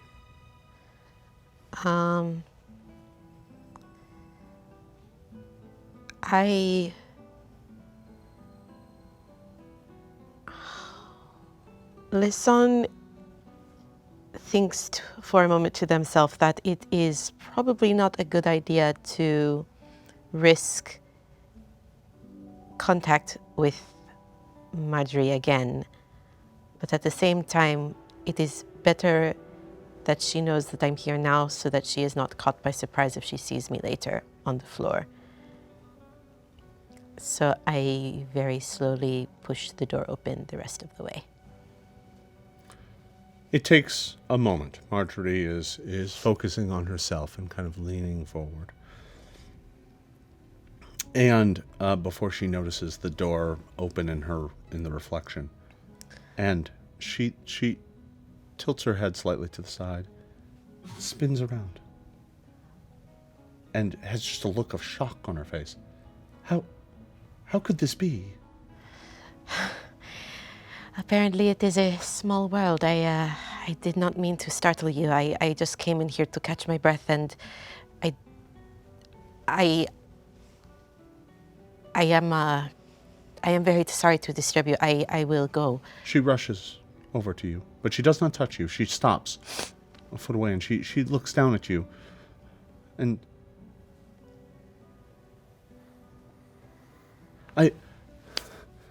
I've been grieving for you for so long. I thought that your banishment would have meant your death. The fall. I was beside myself with grief. You grieve for me. You don't even know me. No, but Dormstrom sent you away. I do not.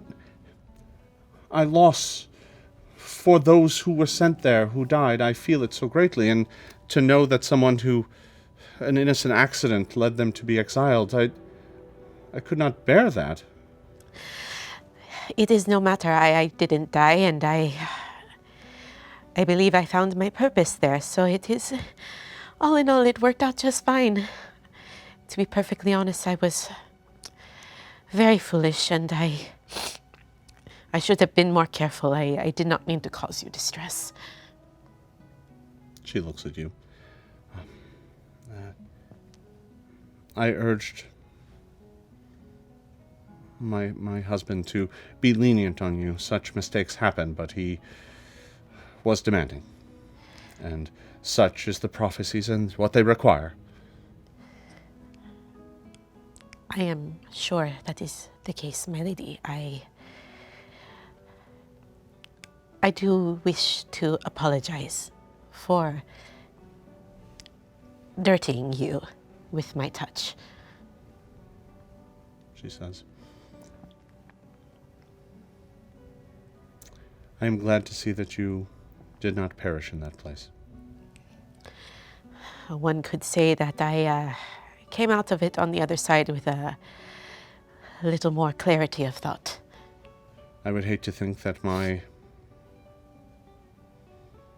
faith led to another's demise. I am gladdened to know that you are not dead.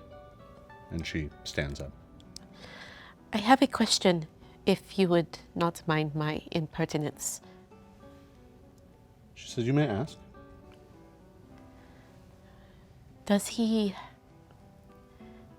ever made you happy?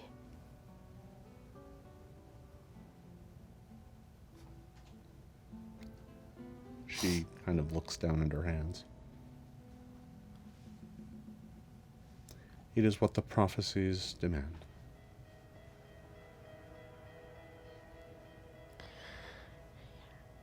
I will do my best to stay out of his sight, but if I am seen by him, I will not cause you any trouble. She says that would be best. My lady. She turns and rushes from the room. Lisanne sort of sits where she left and kind of tries to gather themselves. And once they've calmed down a little bit, they head back to the kitchen to pick up the things that they ordered. All right. Back down in the Gala. You've been here for about an hour now, dealing with the guests, avoiding Lady Tarana. Tariel, can you give me let's call it a stealth check, Okay. as you attempt to actively avoid Captain Hatun, who is now actively looking for you and moving about the party. What's that one? Remember, you have hero points. Just saying. I mean, it wasn't a 1. That's a statement of confidence. Well, it wasn't a 1, everybody. That's good. Oh, God, I feel like he's going to find me anyway. You do you, boo. You've got backup. You've also got a veil. I do. And a bodyguard. We'll just go with the 21 that I rolled. So, you are kind of trying to play this game of hide and seek. When he moves to one side, you move to the other. And you're keeping it up for a good half hour, but eventually you reach a point where you turn around and he's like 15 feet away. And he's like, Lady Windhaven. And he kind of comes up to you and immediately slides down to one knee. I thought I would never see you again. Oh.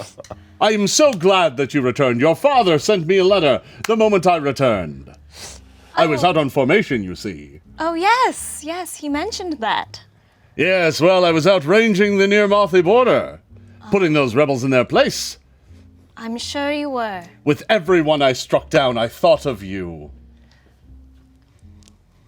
Thank you. How are you enjoying the gala? He looks around. I have seen many interesting paintings. There was a red one I particularly liked. Oh, really? Would you like to show it to me? Why, I would love to, my lady. And he stands up and proffers you his arm. I'm just gonna take the opposite hand and just set it on his arm without actually linking. He's like, as he begins walking around, he's like, yes, I once served at a castle like that. And he's just kind of... Yes, I do remember the story that you told me. Yes, that was back in my early days when I was but a private. Before I earned my badge of honor. And he just starts going on about battles. It just... All stories I have heard before. a dozen times, yeah. I'm just gonna look back at Linnaeus and just like roll my eyes and look back at Burdock and then smile at him. So, this scene draws the eye of all of you. You can't help but notice it happening in the middle because there's a lot of people who have turned and are like, oh, look at the lovebirds. Gross. And this chiseled-jawed, soldier is bravely marching through the middle of the party. And He's not unlike Iculus in build, but he has no style. He's just a slab of meat that has been poured into a dress uniform and is just marching around with he has 2 badges for the number of times he's sacked Tamarin. Right? He's just he's a soldier. And as he's taking you around, and as all of you are kind of slowly, I'm assuming, drawing back together, Liz, you have procured I wine. may have gotten an extra, a bottle and downed some of it myself in the back, just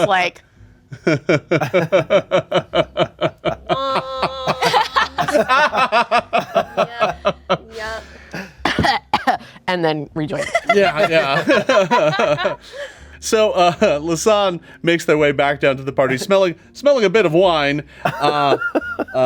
Glass for you, a big glass for Thank you. Thank you, Thank you, Lasan. Do you want to walk with us? It would be my pleasure. I have charcuterie. Do you want some sausage? He's like, yes, and reaches down and grabs one just with his bare hand. This He's is like, my valet, Lasan. oh yes. Murdoch. He kind of nods at you with the sausage. My lady, care to introduce me? Yes, Iculus. This is Murdoch. Murdoch, this is Lord Vedanta of Town. Lord Vedanta. Talden, eh? And he kind of claps shoulders. So, how is it down in the land of plenty? It's quite nice.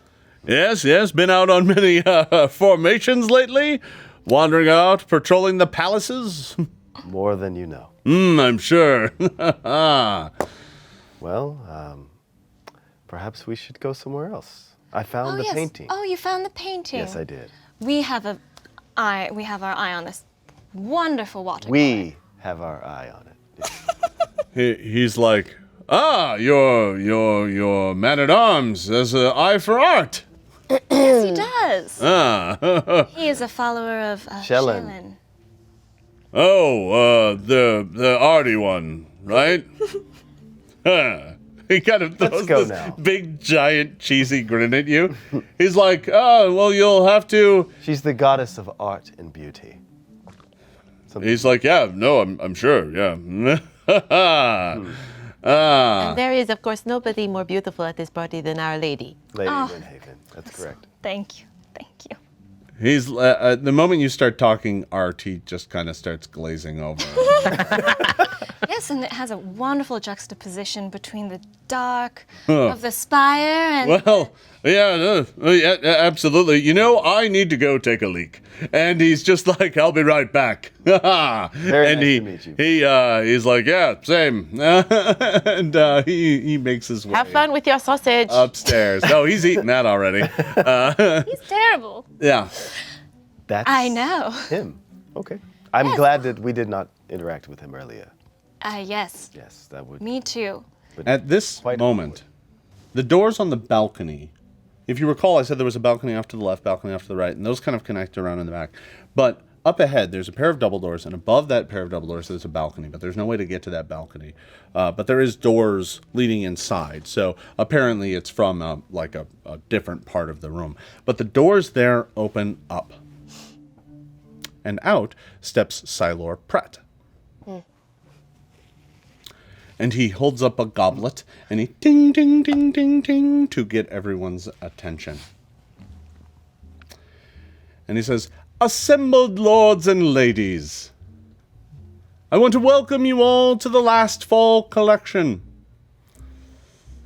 And there's a round of applause as everyone says, "Now you may have been enjoying these fine pieces here tonight, but may I introduce you to their curator? A man who all of you know for his fine taste in art. He has brought all of these pieces to you from Lastwall so that all of you might enjoy them and find a place for them in your estate. It's your last chance to own many of these pieces, but I'll let him speak to that. May I present to you Lucent Longfinger." And he steps aside, and up walks Lucky. And he steps up to the balcony and he goes, "Assembled friends, I'm so glad that you could make it here to the last show that Lastwall has to offer. These fine pieces were brought here directly after the ruins smuggled out at great personal risk. But they were brought here today so that all of you might enjoy them in their splendor. These are the finest pieces that Lastwall will ever offer. This is your last chance to own a piece of Lastwall." And he looks down at the assembled guests. "Now, I wish you all the best of luck in your auctions. I would like to note that for those of you with more discerning tastes, with the right pass, the private collection is now open." And he steps back and he says, "I'll see you all inside." And he walks in back, and the door closes behind him. Well, we have to go look at the private collection, don't we? How do I unpeace bond my bastard sword? So, to be clear, the peace bond on your weapons is just it's just a silken cord that's tied. You can untie it, but it is a bit of a knot. It's designed so that you can't just draw the weapon, but it's not designed to be permanent. It's not like magic or anything like that. It's just if you are walking around without that on there, the guards will treat you as if you have hostile intent. You've been to enough of these functions that you know how that works. Well, we just have to figure out how we are going to get up there. Do our passes give us access? Oh, I'm sure we could get back there. Can we keep an eye on the, can we go check on the painting really quick? I was going to say that as well. Make sure we are still the highest bidder. Are you allowed to bid more than once? Oh, yeah. Okay. Can keep- Just checking, I don't know. I've never been to one of these. Well, yes, you can You're keep doing bidding a great job. until the person you're bidding against doesn't want to bid any more money. Oh, Be the highest bidder. Yeah. I like gambling. Also, I just want to note that ever since I've gotten onto the floor, I have been using my distracting shadows ability to kind of keep myself hidden So you're- behind. Yeah, you're literally like hiding in the shadows of others and just kind of being unseen Yep. as much as possible. Yep. At that announcement, the guards up at the pair of double doors that are beneath the balcony stand aside and begin looking at the tickets that some people come up and offer. Not very many. Only a handful of folk go up to there and go through those doors into kind of there's some sort of corridor beyond. You don't know what's back there. But most of the guests stay out here. Do we want to give it a whirl? First, we check on our piece, and then we see if you have the standing to get in. Quickly check our piece. And then Do we know when this auction ends? I imagine pretty soon. The list of all the paintings and stuff says that the auction ends at midnight. As long as we can check and make sure we are still the highest bidder before midnight. I can stand by the painting and look really aggressive so no one comes towards me. I don't know if we want to leave you. We may need everyone in there. It's about 11 o'clock right now, by the way. I think that as long as we might be better off. This is the thing. If we get our way, nobody's going home with a painting tonight. It's true. How are we going to do that? Stop them all. We have to stop Lucent. That doesn't mean That doesn't invalidate the auction, I imagine. It doesn't, but if he stop them admits that all. he is a thief and a liar, And they don't seem to care here. we'll see. Yeah, there's no laws against what he's doing right now. So- Looting a fallen. You've made your way back up to the piece, and you have been outbid. You bid, what, 800? It's now up to 950. Lady Widlin said that she would pay up to 5,000. Yes. 1250. 1250. That's a big jump. We don't want to get outbid. It doesn't matter because we're not paying anything for any of these. We're That's taking them true. all. It's a good statement, but it's not too aggressive to elicit sort of a competitive nature on the books. Look at you, Omelette. I got a couple of sisters who can do that. I can do. We got to watch the last hour. That's when you swoop and you start pulling out your best tricks So and cheating around- cards. Always So- hook up the sleeves. Yeah, as midnight approaches, we can, I guess, Take them down. guard it and take him down. And then, Well, how about this? We do what we did last time with Messenger. You can leave Omelette and I out here with the painting, make sure it doesn't get out of bed, and you three can go inside. yeah, and I'll send a message if needed. I need face-to-face with Lucky. I think we all do, but I believe you and I have the biggest score to settle with him. Save a So place for me. the two of you would know this automatically, that if both of you go with wherever the tickets are, it's going to be really hard for your servants to follow you without coming with you. Oh, so, we got to go as one piece. Oh, well, if you leave people outside, odds are you're not, without tickets and without being nobles, you're not going to be able to go. Sort of imagine you wouldn't even be able to bring all of us in. Why don't we just go for broke, bid the whole thing, and then go? someone might still outbid Yeah, us. we still have to wait. Okay. Because someone could come in at like 11:59 and write 5,001 gold. How about I keep track, and at the last moment, I'll just run out. I think it just might have to be Iculus and me going into the back. Well, you also still have an hour, so you could always go explore and come back, right? We It's have part of- time. Get us in, and I can leave at any time. Yes, that's smart. They're not gonna say no, leave the private area. You know, they're gonna be like, sure, please get out. You're making it crowded. Right. So you place that bid, and then you 12.50. approach the back doors, or the Yeah. private doors. There are a pair of kind of guards there, and they're like, "Excuse me, well, can we help you?" Oh yes, and I'll produce our tickets. And they kind of look at them and look at you, and they're like, "I'm afraid these are not tickets for the special collection." Are you sure? He's like, I think so. And he checks a list, and he's like, Do you know who we are? Where is my valet? Where is my valet? I am here. I'm so sorry. Can you believe? I cannot believe that you got me the wrong tickets. Can you believe this? Listen. What am I going to do? Listen. How dare you. I gave you very explicit instructions. I am very sorry. I cannot believe. You might have. I am so upset. Do you know? I might have Can left you them give- with your betrothed. Can you give me a deception check? Yes. And can you give me an intimidate check? We have hero points. You have your Can I use? I mean, it's not There a we go. huge difference, but in order for me to use performance as my deception, You have to I break have out the to- violin. I have to break out the violin. Okay, just wanted to make sure. Yeah, it's a little tricky to use that for yeah, Okay, well, 28. 28. 26. He's like, listen, please. I'm terribly sorry. There seems to be some sort of mix-up here. He just kind of is looking at the both of you, and he's like,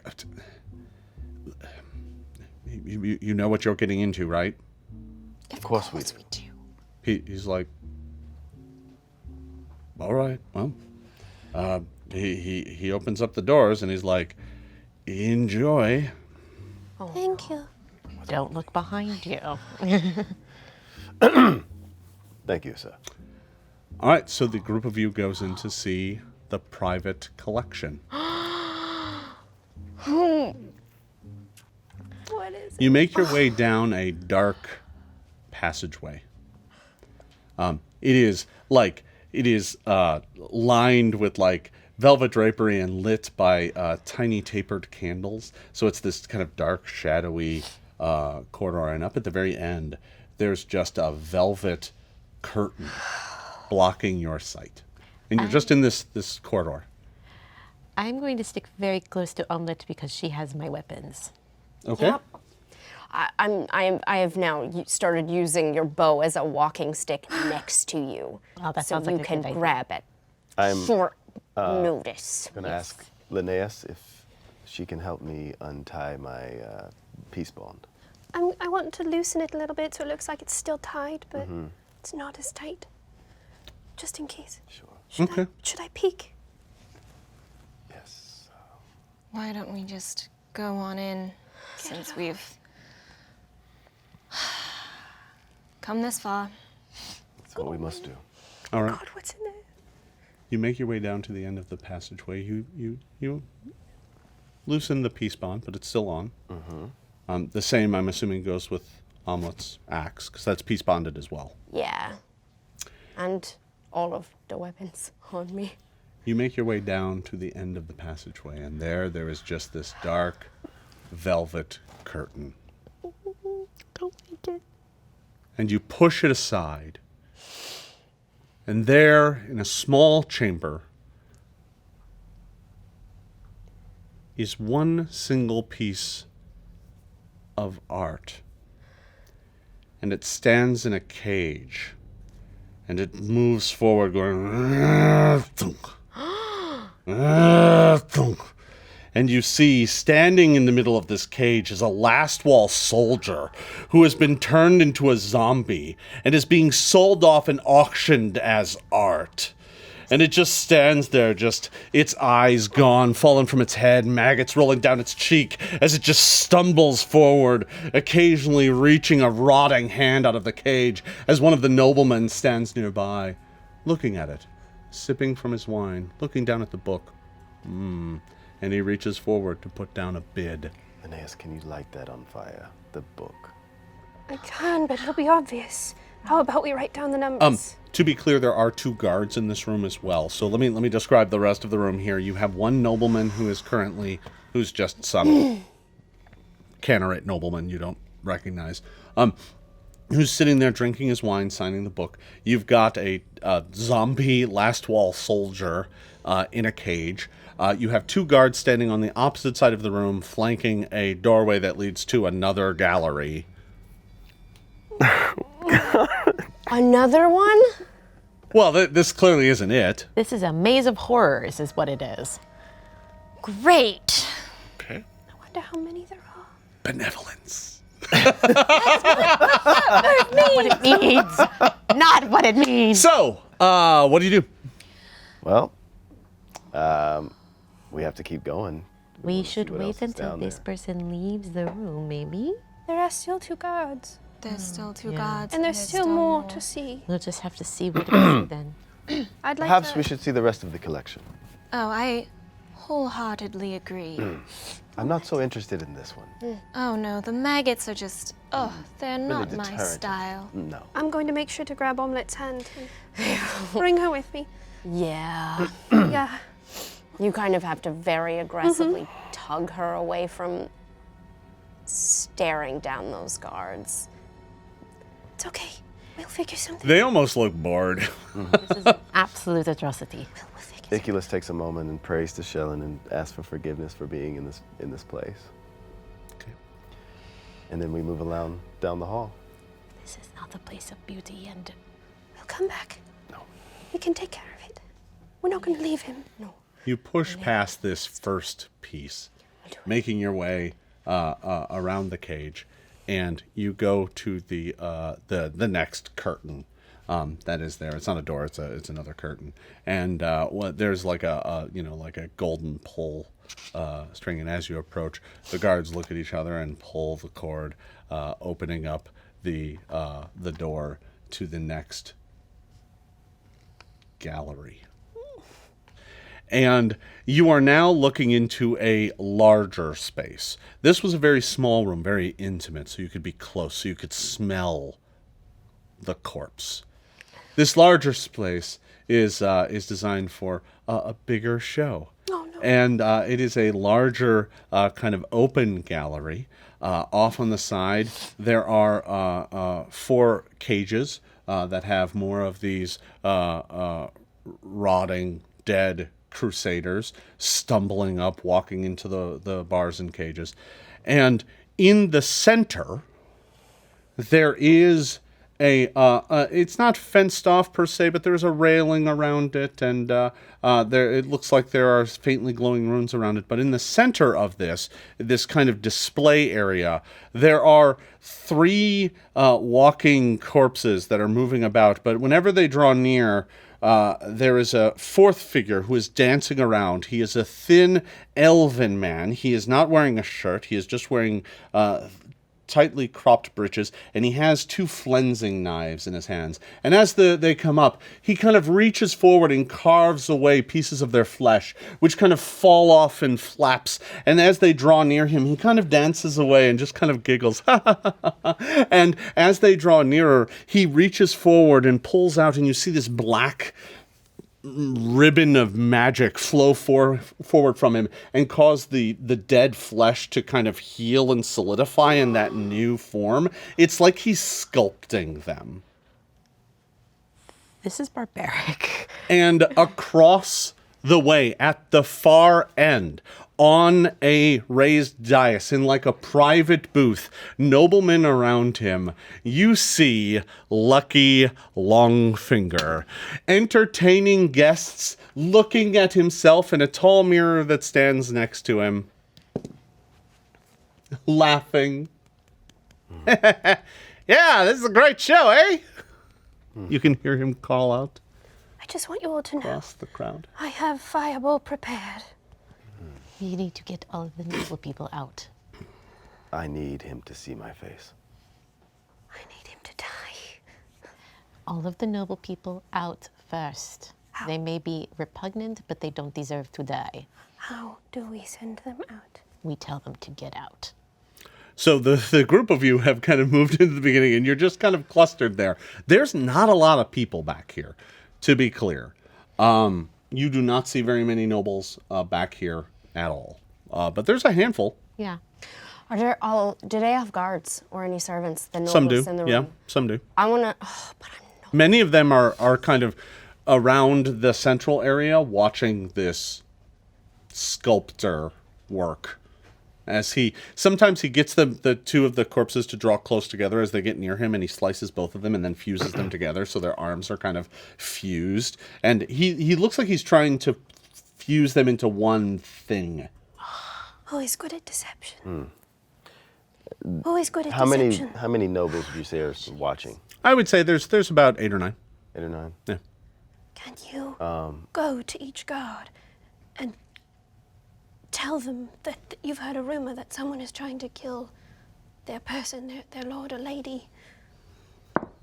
I don't know. Well, there are dice being rolled. This is good.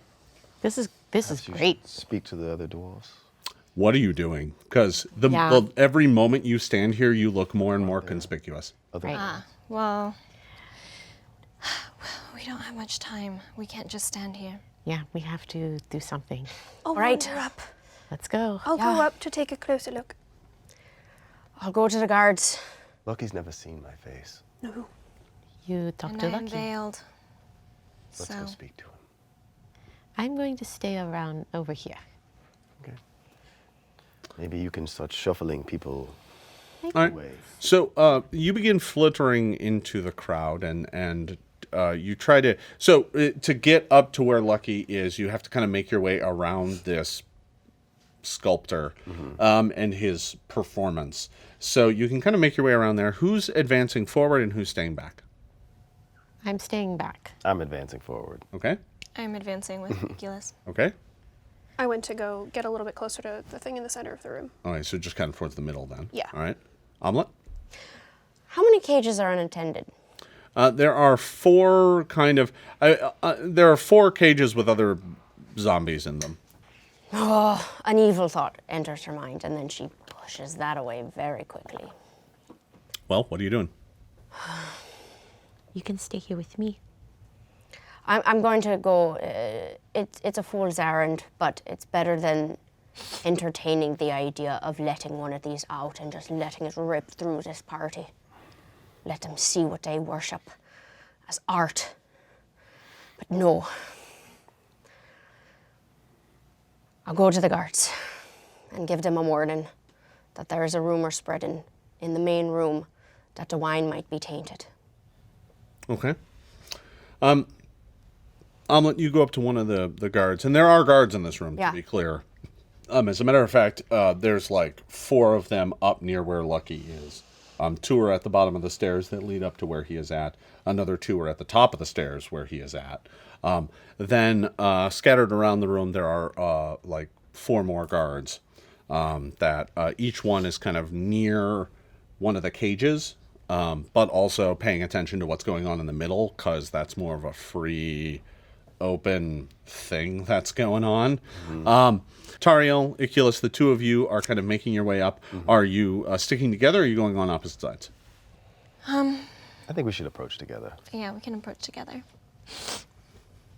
Okay. So the two of you begin approaching together. Liz, you are staying in the back. I am kind of keeping to the shadows. All right. I'm here as a point of ambush if necessary, and I imagine it's not very well lit in here. No. As a matter of fact, kind of shadowy, dark. I'm gonna go into stealth. Yeah, right. That's you can kind of do that. Yeah, you can hide kind of over in the corner. Yeah, without too much trouble.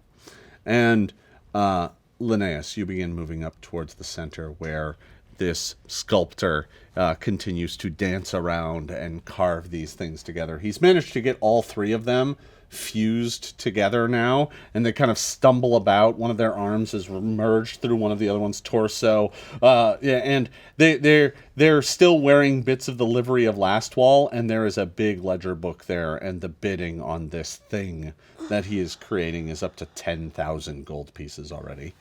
Christ. Whoa. This is the worst city ever.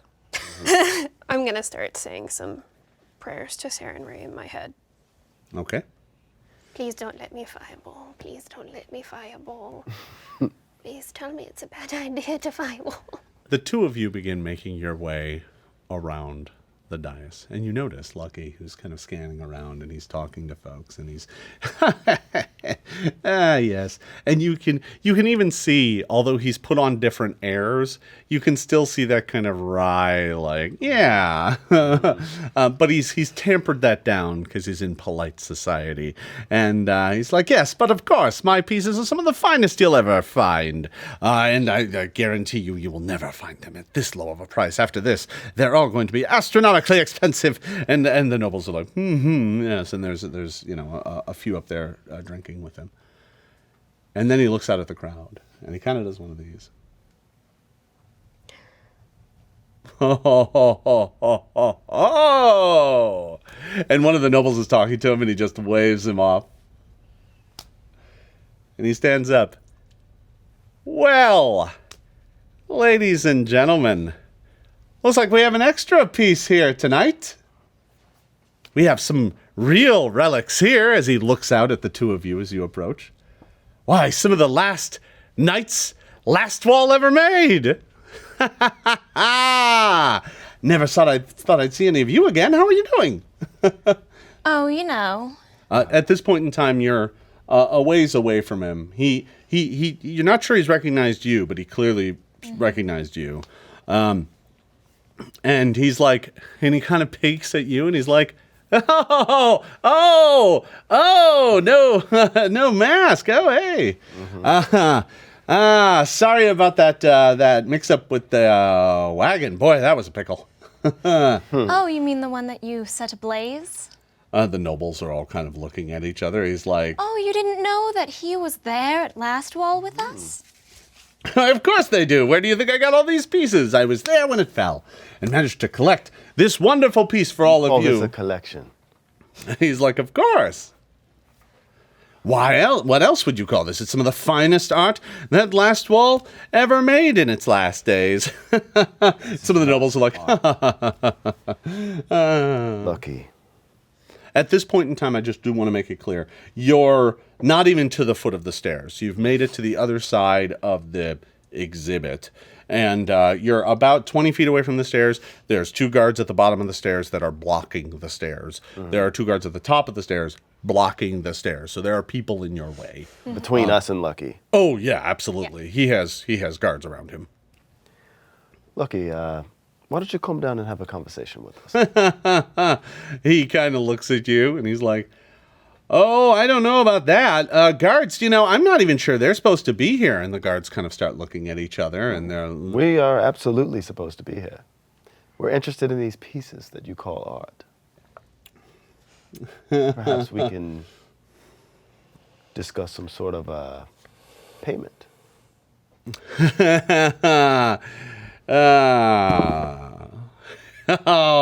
Oh, you nearly had me there. Guards, I think they should probably leave. I don't like the look of it. Oh, I don't think we're going And the guards begin to approach you, grasping their weapons. What do you do? flash my signet ring and look absolutely appalled that they would approach me in such a manner. Uh-huh. That doesn't appear to be slowing their advance. What I do put both what hands is on my bastard happening? sword. Go. Oh God, this is the worst idea. It's the only idea. Oh, bad idea. They're all bad ideas. Bad situation. I'm going to rush up to Taria really fast from the shadows and tug on her as the guards are approaching. I was like, maybe this is something that Captain Delgrey can actually do something about. You should message her. I don't know if she's within range. As you're doing this, the guards are almost right up on top of you. The Okay, time then to decide is now. I'm her guard. I'll position myself in front. He's like, stand aside. You're all to be escorted out. Lucent You're does not not want to you here. touch my lady. He starts to try and push you aside. I'm not budging. Have you seen these thighs? I'm going to need everybody to roll initiative. This is how we get kicked out of the city. This is how we get a this is how you TPK. This is worse than getting kicked out of the city, I imagine. But let's just say, if you get kicked out of the city, you never have to worry about coming back. Oh, that's true. If we survive, my entire family. if we survive. We can do this. Did you and I just roll the same thing? No. Omelet, what do you got? Oh, I'm not done counting. Linnaeus, what do you got? 17. Wah wah. Taria, what do you got? 27. Liz, what do you got? 20. Omelet, what do you got? 21. Iculus, what do you got? 14. God, 14. we roll butts, 23. y'all. Sorry, 23. I'm wrong. No, it's fine. You're in the same spot. Okay. So, the first person that goes is Lucky, Of course. who screams, "Guards, get them out of here. I don't want to see them anymore. They've upset my party. I want them escorted from the premises immediately." And he does one of these. As he steps to the back of the alcove to the other nobles, and he's like, and he kind of looks at all of them and gets them to like stand up, and he's just back there still holding court, but there's lots of people between you and him. Tariel. I'm just going to put my hands up. Okay. Going to say, you don't have to force us out. We were just leaving. This isn't particularly to our taste. And then I'm going to turn around I agree with my lady. and start walking out. All right. The guards go next. The one that's in front of you tries to shove you to the ground. I was going to fail to do so because you're built like a box of rocks. So he tries to push you, and that fails. And at that, he draws his weapon. And he's like, "Come on, you, out!" He had to move up to you. He pushed you, and he drew his weapon. That's what he did. The other guard advances on the two of you and is now trying to usher you out. It occurs to you that Lucky is right there. Mm-hmm. Omelet, it is your turn. Are we really leaving? I don't know what else to do. Open the cages. I literally don't know what we're supposed to do right now. I don't either. Omelet. This is so macabre. We've never been this close to Lucky since we last saw him. I'm sort of stepping back, listening to you. This is my move action. I think we gotta go for it. What do you do? Okay, then I look at you. I turn to the elf. I run and tackle him. Create a different danger in the room the guards have to deal with. So, you go running up and dive into the area, and when you do so, you disturb the ward that was keeping it in place. Yep. So, you go running in there and dive at the guy. Give me a, this is going to be a athletics check to dive at him and trip him. Okay, Go ahead and make that. I'm quite good at this. I'm a wrestler of the Titan proportions. Everything is a bad idea right now. This is an acrobatics or an This athletics? is an athletics check. Go ahead and make the roll. It's all It's a nightmare. This is a living nightmare. Yep. an undead. And as I'm diving, just sort of shouting, "Get out of the way! You're in danger!" to keep up the illusion. Oh, goodbye. Goodbye. Nope. I'm No, sorry, you oh, can't that's spend right. more than Oh, one then on a it's roll. just Nope. it's just crap. So what do you got? 18. 18. You go running up and dive at him. Let me actually see if that works. No, not quite enough. You go running up and slam into him, but you do not manage to knock him to the ground.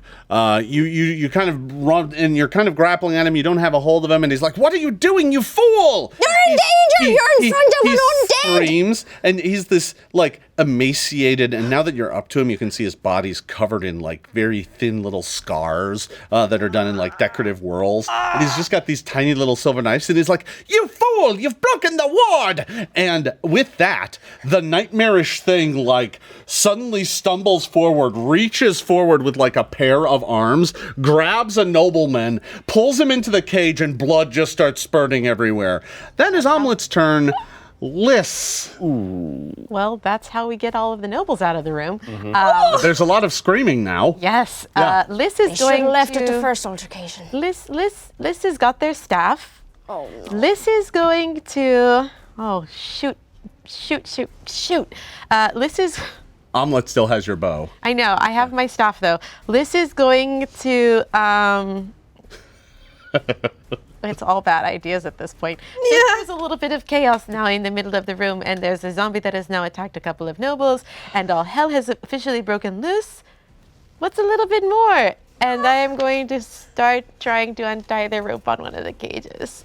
So the cages are literally just latched. They're Yeah, not I'm even. going to undo a latch on one of the cages. Yeah, you could just throw them open. They're not locked or anything. The zombies inside aren't smart enough to open up a latch. So you can run up and just throw one open, and you do that, and the cage immediately begins to open as this undead knight starts to burst his way out. That is 2 of your actions. What do you do with the third? I want to get as close to Lucky as I can. All right, so you take that, you run up, throw wide one of the cages, and then move away from it as this thing starts to burst out. You haven't made much progress. You're only like halfway across the room at That that is point in fine time. for this point. Linnaeus. Let chaos reign. Linnaeus, this has quickly gone To shit? crazy. Yes. By the way, you can see up on stage, Lucky just goes... as one of the nobles is currently being gnawed on by like 2 heads. Oh no. Oh, that's 2 terrible. heads. The thing is an amalgam of 3 corpses. Oh, God. In the middle, it's kind of been fused together, and now it's like it has like 6 legs and 4 arms and 3 heads, and it's just kind of stumbling about. It's awful. I know, because it was magic. It was bad magic. I'd like to open another cage. Okay. Chaos. Yes. Chaos. So you run over to one of the other cages and unleash and open it up. And then That's 2. move in the shadows somewhere. So then you move away as well. So you're just kind of letting the undead loose. That's one way to solve this iculus. Yep.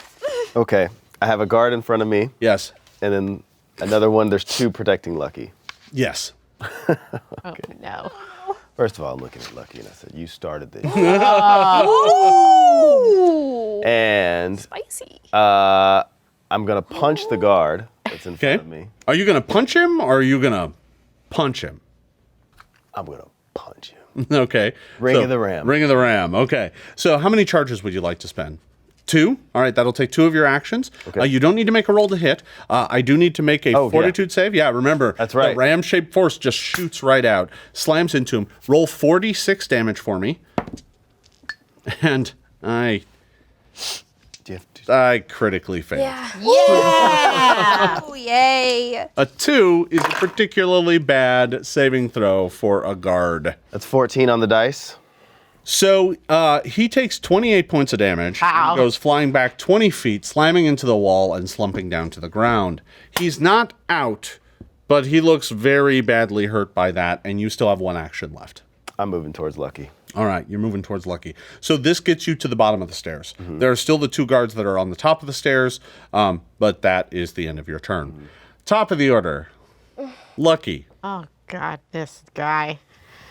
looks at all of you and he goes, "You couldn't leave well enough alone, could ya? Nah, you had to come follow me." He's dropped all of his noble pretenses entirely. "Nah, you had to come mess this up too. Great. Just great." And he's backing up. He's drawn a dagger, and he's just like, "This is just lovely. Just what I wanted. Get out of my way." And he pushes like a nobleman out of the way and stabs him at the... He's just like, "Get out of my way." And he doesn't do much damage to him. He just kind of draws him out of the way and like, "Whoa, what the... What? Why, I do say..." And meanwhile, there's this thing out there gnawing on a nobleman. And he's just like, great. This is really going to cut into my profit. And he's backed up all the way to the back of the thing. And he's standing next to this large couch. And he's got a table next to it with like decanters of wine and stuff on it. And this big fancy mirror that he was, gazing into longingly at himself. And that is the end of his turn, was to draw weapons, move, and get the nobleman out of his way. Tariel. How far away is the party and stuff? So you'd have to like- go back down the hallway through the previous thing and then through the previous thing. So it's like 60, 70 feet away. Great. I'm going to send a message to Verdak. Okay. He's within range. Great. I'm going to say the art in the private exhibit are undead. They have come loose, and Lucent has stabbed a noble person. All right. So you send that message and hopefully you'll get a response within the next moment or two. So you do that, and that's 2 of your actions. It's one action. Oh, is it only one? action. Okay, great. As my second action, I'm going to reach into the bustle of my dress and pull out my violin.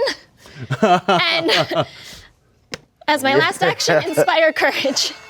All right. You break out your violin and inspire courage. The next things to act are the undead and the thing, the amalgam of 3 Lastwall soldiers. The first thing that happens is the 2 cages that were opened by Lys and Linnaeus burst open, and the zombie Lastwall soldiers come out and immediately walk up to the nearest person.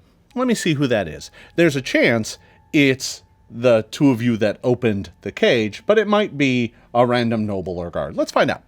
Lys, nope. For you, it goes running up to a noble who's trying to leave the room. It wanders up to that noble, spends an action moving there, and it only gets one more action because zombies are slow after all. But with its second action, it's going to swing a fist at this nobleman who's trying to run while not spilling his wine, and he is going to take a fist right to the head, and that is going to... Yeah, he doesn't go down, but that hurt him very badly. The zombie slams into him, almost knocking him off his feet. He kind of goes spinning through the room. Wine goes splattering everywhere, mixed with his blood. And he's screaming, "Oh, God! Oh, they're everywhere!" And he's just trying to desperately escape. On the other side, the one that Linnaeus let loose... Yes. Let's see what that one does. Okay. That one comes straight toward you. Oh, of course. It bursts out of the cage and runs right over to you. It just takes one move action to get up to you, and with its second action, it's going to attempt to hit you with its fist. As it stumbles forward, you can see the livery of Lastwall, the badge and symbol that you know so well.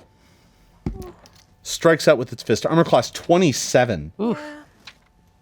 It's going to hit. This is going to do a total of 7 points of damage. Okay. When it hits you that hard, you are pushed back 5 feet away from it and slam into the wall. I'm too far from her for Yeah, you're way up near the stairs. yeah. The only person that you're close enough to help right now is Tariel, and Tariel is currently backing away from you and will be out of range the next time either of you moves. Okay. Last, but certainly not least, is this thing. The amalgam, the three corpses melded into one. It was in the middle of taking apart a nobleman that it got its hands on, and it kind of tosses the pieces to either side as its arms, which seem to be working independently of one another, not like its body's fused together. It's not like its mind is. So it kind of is pulling and tugging at this person, and they're screaming in agony. And it tosses them to the ground, unable to decide what to do, and then goes looking for someone else. It comes stumbling over towards Omelette and the artist. It makes its way over to you, and it spends one action moving up to the two of you, and then it spends 2 actions doing a flurry of attacks. And what this allows it to do is make it allows it to hit both of you because it's made up of a whole bunch of arms and feet and head. It can take attacks on everyone within range. And this is the 2 of you and a nobleman and a guard that are all kind of within its range because it can reach out kind of far, and there's a bunch of people nearby. So look at this pit. It has a lot of hands. The pit itself is it's not a pit, to be clear. It's just like a performance area, and it's about 20 feet on a side. And you and the artist are right up near the edge, so it's kind of come right up to you. There were guards on each side of this, and it slams out to hit one of them, and there was a nobleman who is currently like, and he's looking at it thinking he's still safe, and then like a fist comes out and slams into him. That was his own fault. He did kind of invite it, didn't he? Yeah, I mean, yeah. He kind of had that coming, to be fair. How tall is it? It was, like, because it's 3 people put together, it's taller than it should be, because one of them isn't fully on the ground anymore. So it's like 9 feet-ish tall, and, like, one of the bodies is kind of perpendicularly out of the rest. And so it has reach with some of its arms. And then It's 2 sizes or 3 sizes bigger than me. it's probably just 1 size bigger than wait, you're medium, so yeah, it's just large. Great. Yeah. Just checking. So, one fist is going at you, Omelette. Okay. There you go. Oh. Ooh. Armor class 30. Yeah, it hits. Not a crit though. It's okay. It's okay. It's okay. I will gladly take this. This is fine. Better us than them. Take 22 points of damage. This thing hits like a truck. Like when it hits you, it hits you with the force of like 3 men. Yeah. It is. That's the only attack it takes on you. The next attack it takes on this artist, who can't get away because you're grappling, or nearly grappling him. But he's paying attention to you and not it, and it slams into him. That's going to hit as well. Okay. He goes spinning around. He's still up, but that looks like it hurt him very badly. Then it's going to hit a nobleman, and that's going to be so that nobleman who's like, ha ha ha ha ha, and sipping his wine, and you can see in one hand he has like a doily with cheese on it. And he's like, ha ha ha, and then a fist comes down on his head. And he takes 47 points of damage and falls over. His head is the wrong shape. Oh, no. And the last attack is going at a guard. And that's actually going to miss because it's a 2. Plus my bonus, but it's still not enough to hit a guard. These nobles guards are shit. They are now all panicking. This is like, so, yeah, everyone is panicking. These were art gala guards. These aren't militia trained soldiers. They were expecting to tell people not to touch the art. In this case, maybe they should have been making sure that the art didn't touch them. All right. Hey, come on. You're not. All right. All I can look at right now is its severed arm right there. I know. Yeah. I'm like, don't let You it mean touch this us. one? It's fine. Touch it. Oh, I held hands with it earlier. All right. Hands with I it? did. So, The undead have gone. The guards, they go at the end of the round, or actually when at a different initiative point, but they are all trying to swarm at the undead. The nobles are running around like a bunch of undead just broke out in the middle of this party, and what was an art exhibit is now turned deadly. Omelet, Yeah. it is your turn. All right. Going after the monster. Okay. So your weapon Yeah. is so still I peace know. bonded. It is? Yeah, you loosened it, which means I'll allow you to untie it with just one action. Okay. Boah. I will also, instead, if you want to risk it, Yeah. just try and draw it. But that will take an action, and I'll need you to make an athletics check to just snap the rope. That would allow you to draw it with just one action and not waste an action. But if you Okay. fail the athletics check, Then I you gotta just do wasted an action entirely. I'll try. Okay? try. Give me an athletics check as you just try and snap the cord and pull the axe off your back. You got this, Omelet.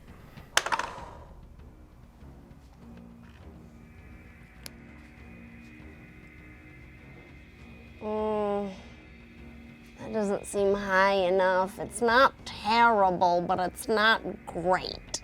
I think you got it. You do? You're scary. Okay, I guess. What's the number? Is it 20? He's exactly. I told you. Bless Shellen! All right. You draw your axe. That's only one action. You still have two actions left. Rage! The amalgam is on top of you. Yes. The smoke pours forth from your stone, enveloping you. You hear your ancestors call out. Oh, yeah. You have one action left. Striking.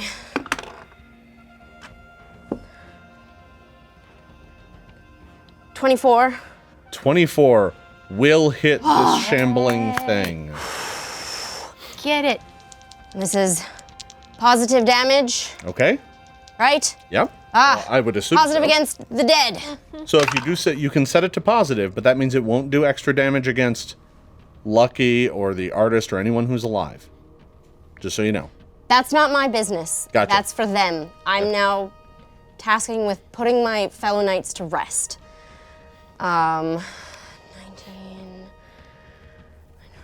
Oh yeah. 27. 27. 27 points of damage. Your blade slams into the amalgam, and you see like a bit of its dead, rotting flesh just kind of cave off, and the artist kind of goes, "No, my creation! What are you doing?" And I'm gonna eat you. he doesn't know any better. You Punch do. him. Like, That is the end of Omelet's turn. Liz. My turn. Yeah. Okay. My move is that I want to come up around the side of the platform. I want to kind of cut off Lucky's. If Achilles is approaching from in front of Lucky, I want to start trying to get behind Lucky. Well, you can't get behind him because the platform he's on backs up against a wall. Right. I just But want to you can start get off getting on up one to the side. side. Yeah. Yeah, I want alright. to start coming up to the side. Alright, If so it's you- possible to. I don't know how many moves that's going to take. So you were located off in the shadows near the cages on one side of the room because Right. the cages, there's two cages on one side, two cages on the other side. Right. And you were off near the cages on one side, and so it will take you. We'll say it's two of your actions to get up there. Cool. Can I get up onto the platform? You could attempt to start to climb it. It does have a railing and it is a little high, so it's not something that's really super easy to climb, but you can totally try to. I have my boots of elven kind, and I also have sure feet and all of that stuff. I'm pretty sure that I can get up there without much. All right. So give me that athletics check to climb up there.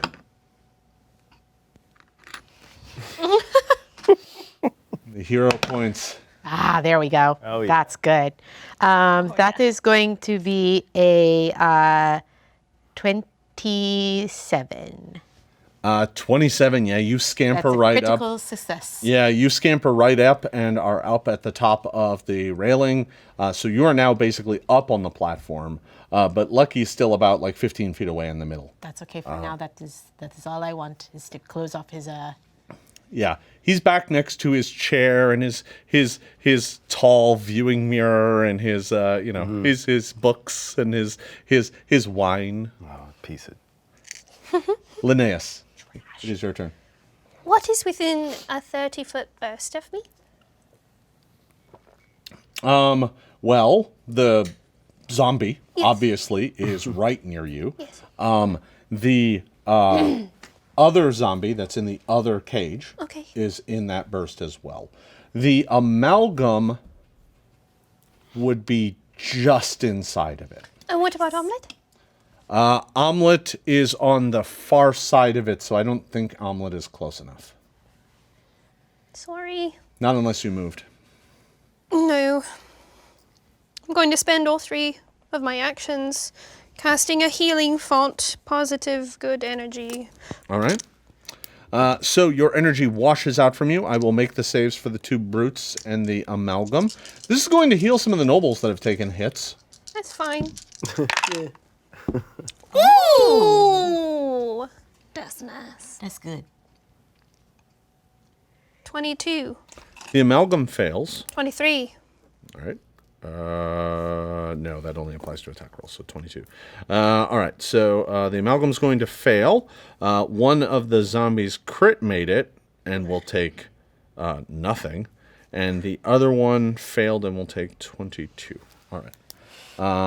So your blast of healing light washes out from you. It slams into the zombies. The amalgam and the one that is actually attacking you both burst into white flame, and it scorches and burns them, but both are still up.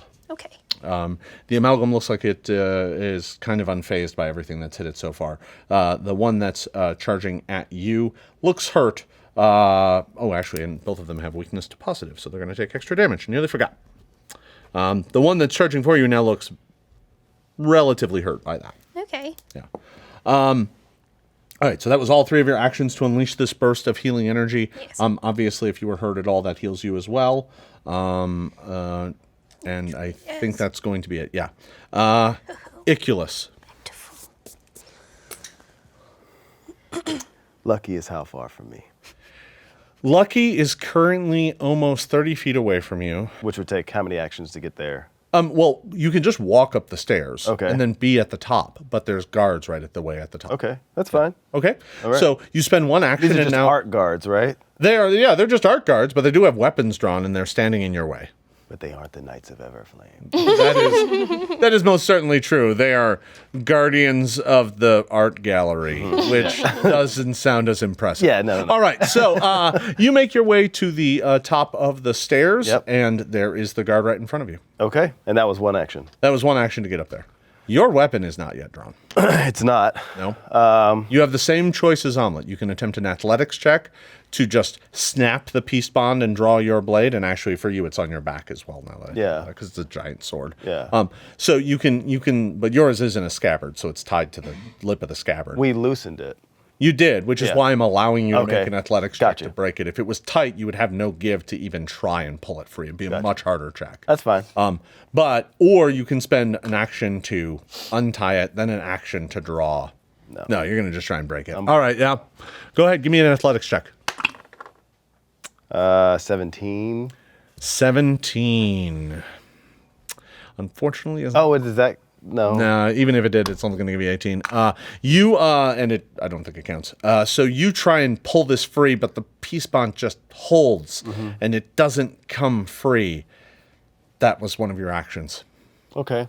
You still have 1 left. I just want to punch the guard. Yeah, you can just punch him. Yeah, yeah. I mean, he's brandishing a short sword. He has a weapon, but it doesn't look like a super lethal weapon. But you can go ahead and punch him. Go ahead and make me an attack roll. Ooh, yeah. That's going to be a 19 plus That's going to be a 19 plus. plus- It's going to be more than enough to hit. Don't 20, worry what's about that, it. 28? It's definitely going to hit. The math so, is too much. Yeah, you go ahead and punch him. Roll me a d4 plus your strength modifier. Nice. What are we? 3. There's a 3, so there's going to be a 7. You deck this guard right in the face, so Yeah. right across the chin, and he just like snaps back, and he's got a red welt on one side, and he just kind of cocks his head, and as if he's ready to gear up for a I'm like, fight, and he's like, "How?" you gonna do? But that's the end of your turn. Okay, just give him a little love tap. Fair. Yeah. The guards, the 2 guards that are facing off against you, one of them. Is just like looking around like, what should we do? Those things are killing people. And he doesn't fight you, but he doesn't move either. He's looking back to Lucky to be like, what are we supposed to do? Lucky doesn't answer him. The other guard that you just decked is going to swing a short sword at you. And I rolled a 14, so that's going to come out to 18. Does that hit? It does not. No, because he's a terrible, terrible guard. And he's going to swing again. And that's not going to hit. And then he's going to swing again, and that doesn't hit either. So he's like, ah! And I just go. He's like hitting your armor, and he's like, we've got a problem. As he calls back to Why don't you go down to his there? boss. The other guards go charging up against the undead, and they have a little bit better luck with them because, as a matter of fact, one just scored a crit, because the zombies have really low AC. So they're going to do, let me just roll for the other ones. Okay, they're going to do a little damage to the 2 zombies that are running around. None of the guards are getting anywhere near that thing in the middle. They're terrified of it, and they saw what it did to that nobleman, so they're staying away.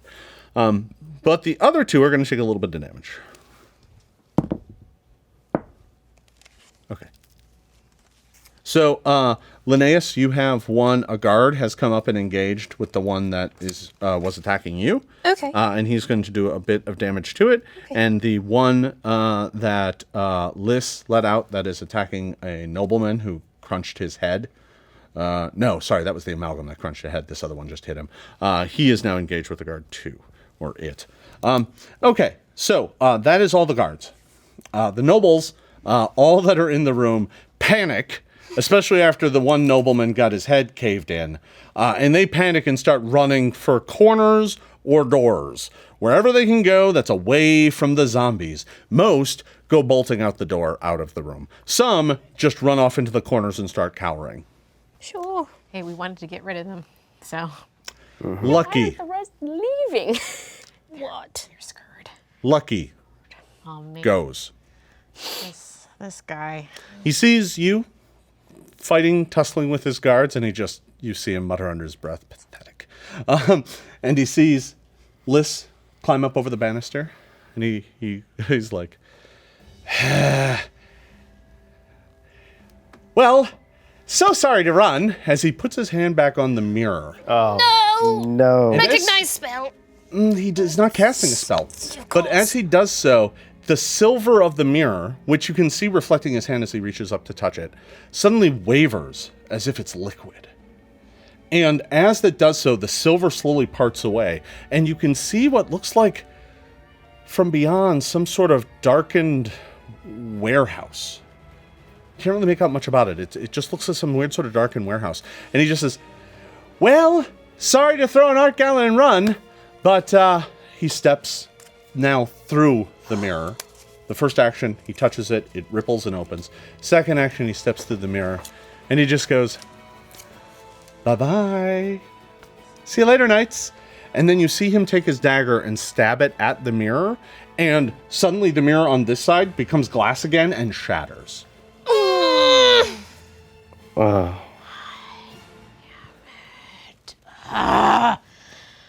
Tariel, it is your turn. Well, I guess first off I'll inspire courage. All right. And then... So close. I'm so mad right now. I'm going to, I'll cast haste on Omelette. All right. You cast haste on Omelette. And All then right. can I also shout at the noble people to just get out of the room and save themselves? You scream at the nobles to get out of here. They look like they might actually be paying attention to that because this whole party has gone a little pear-shaped. All right, the monsters go. Two of the two zombies that are free are fighting guards. The first one hits a guard and then grabs him. And that is going to do a fair amount of damage to that guard, but he is still up. The other one is going to miss the guard and then attack again. And wow, that's a 3 and a 1. He swings at the guard twice and misses because I rolled terrible. But let's get around to the big one, the amalgam. The amalgam is there, and it is going to attempt to attack either you or the artist. Not sure which. Let's find out. It's going to attack the artist. It's going to attack with a slam attack, which is going to hit, and the artist goes, "No, my beautiful creation, no!" And he hits him and deals a ridiculous amount of damage. Ooh, the artist is not in good shape after that. He's like, "No, my pretty," and he grabs him for free because it has improved grab. So he grabs him for free, and then he's going to spend his 2-action activity to tear. I'm going to make a fortitude save for the scientist. He's going to fail.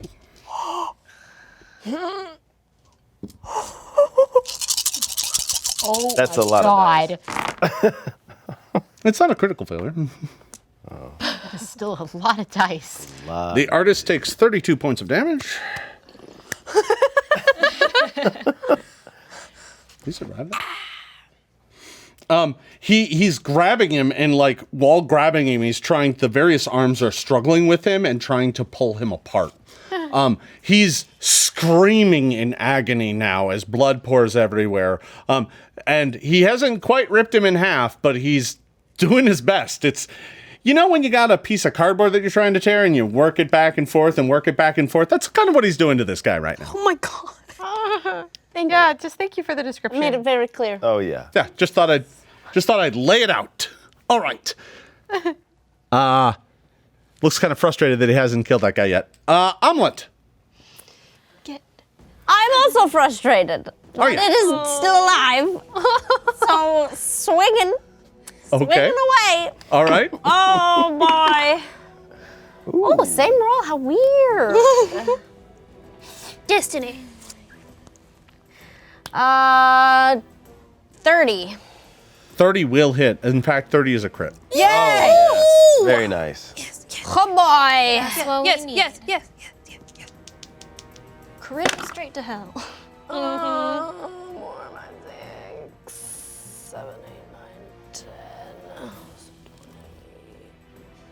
23. So 46 points of damage. Yeah. 5. I It is just still up. want the screaming to stop. Well, it's Still up. It's funny because it's not just the elven artist that's screaming. All 3 of its heads are Everyone. screaming as well. Oh no. Stop screaming. Hate it. Second strike. It's still up, yeah. Second strike. Okay. Get it. Get it, Omelet.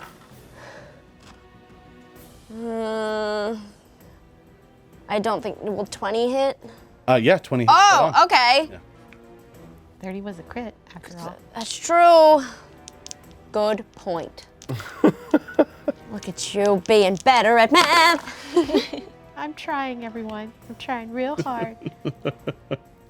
21 points of damage for the second. 26. Your axe is just sinking into the bodies, and it has these gory wounds all over its dead, decaying flesh. But it's still somehow standing. Oh, man. Swinging for a third time? I am now adding to the screams of the room. Everyone's screaming. Everyone, and I add quite a lot of noise, All right. as I'm not the only voice in It's all here. your ancestors screaming too. That'll be only a 15, because it's -10. Deafened you. Fourth Oh, that's right. You're hasted. This one's still only at a minus Still only 10. 10. I definitely hit. All right. So 15, Above 20. 15, 16, 17, 23, 24. Hit, definitely. Go ahead and roll damage. Yes.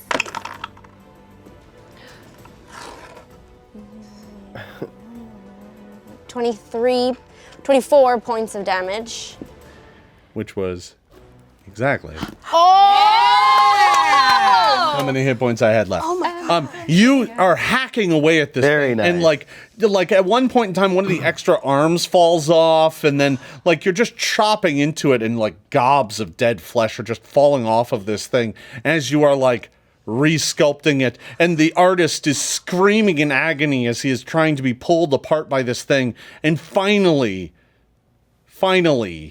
it collapses to the ground, falling on top of the artist in kind of a sickening, wet, groaning crunch. That's the end of Omelet's turn. Liz.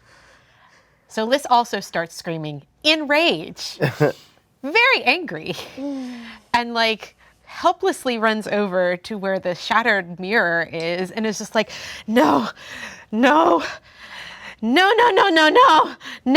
And that's like all that Liz does. Linnaeus. I'm going to use one action to move a little closer to Omelette, and then I'm going to cast Heal at range. Okay. Okay. That's 2 tails. Plus 8, because fun. Ooh. 19 points. Thank you. All right. More hit points. You reach out with Serenay's light and heal Omelet. And now we are up to Iculus. The only thing that are left are 2 of these brutish zombies, both of which look very badly hurt. Well, I have the guard in front of me, the 2 guards. Yeah, he doesn't look like he's putting them up. One of them is just like, I don't know what to do. And Iculus says that, I do not want to hurt you. I want that man that you are protecting. He looks back and sees now that Lucky is gone. Yeah. And he's just like, I'm not getting paid enough for this. As he like his short sword is like at your breastplate but isn't doing anything, and he kind of scrapes down and he's like, listen, I don't got time for this. And he just kind of stands aside. Iculus holds out his hands. Give me the sword. He's like, Give me the sword. give me an intimidate check. It's gonna be a 21. Thank you. Now I want that back. I had to put down a deposit on that. rent a cop. So let's see. There's just 2 zombies left. Yeah, they're pretty yeah, far away from me. yeah. Right. Yeah. You guys can handle them. I'm with Liz. I'm looking around that broken mirror. All right. The 2 of you,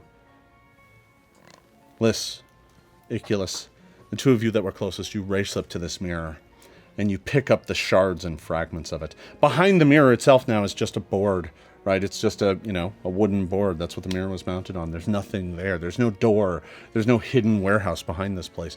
Where Lucky went, you honestly cannot say. But as you pick up the shards of mirror, you can see their image is still smoky, right? It's not quite a mirror yet, but it is fading fast. And as you are looking through this mirror, you can see Lucky strolling down this darkened warehouse, whistling as he goes into this darkened place.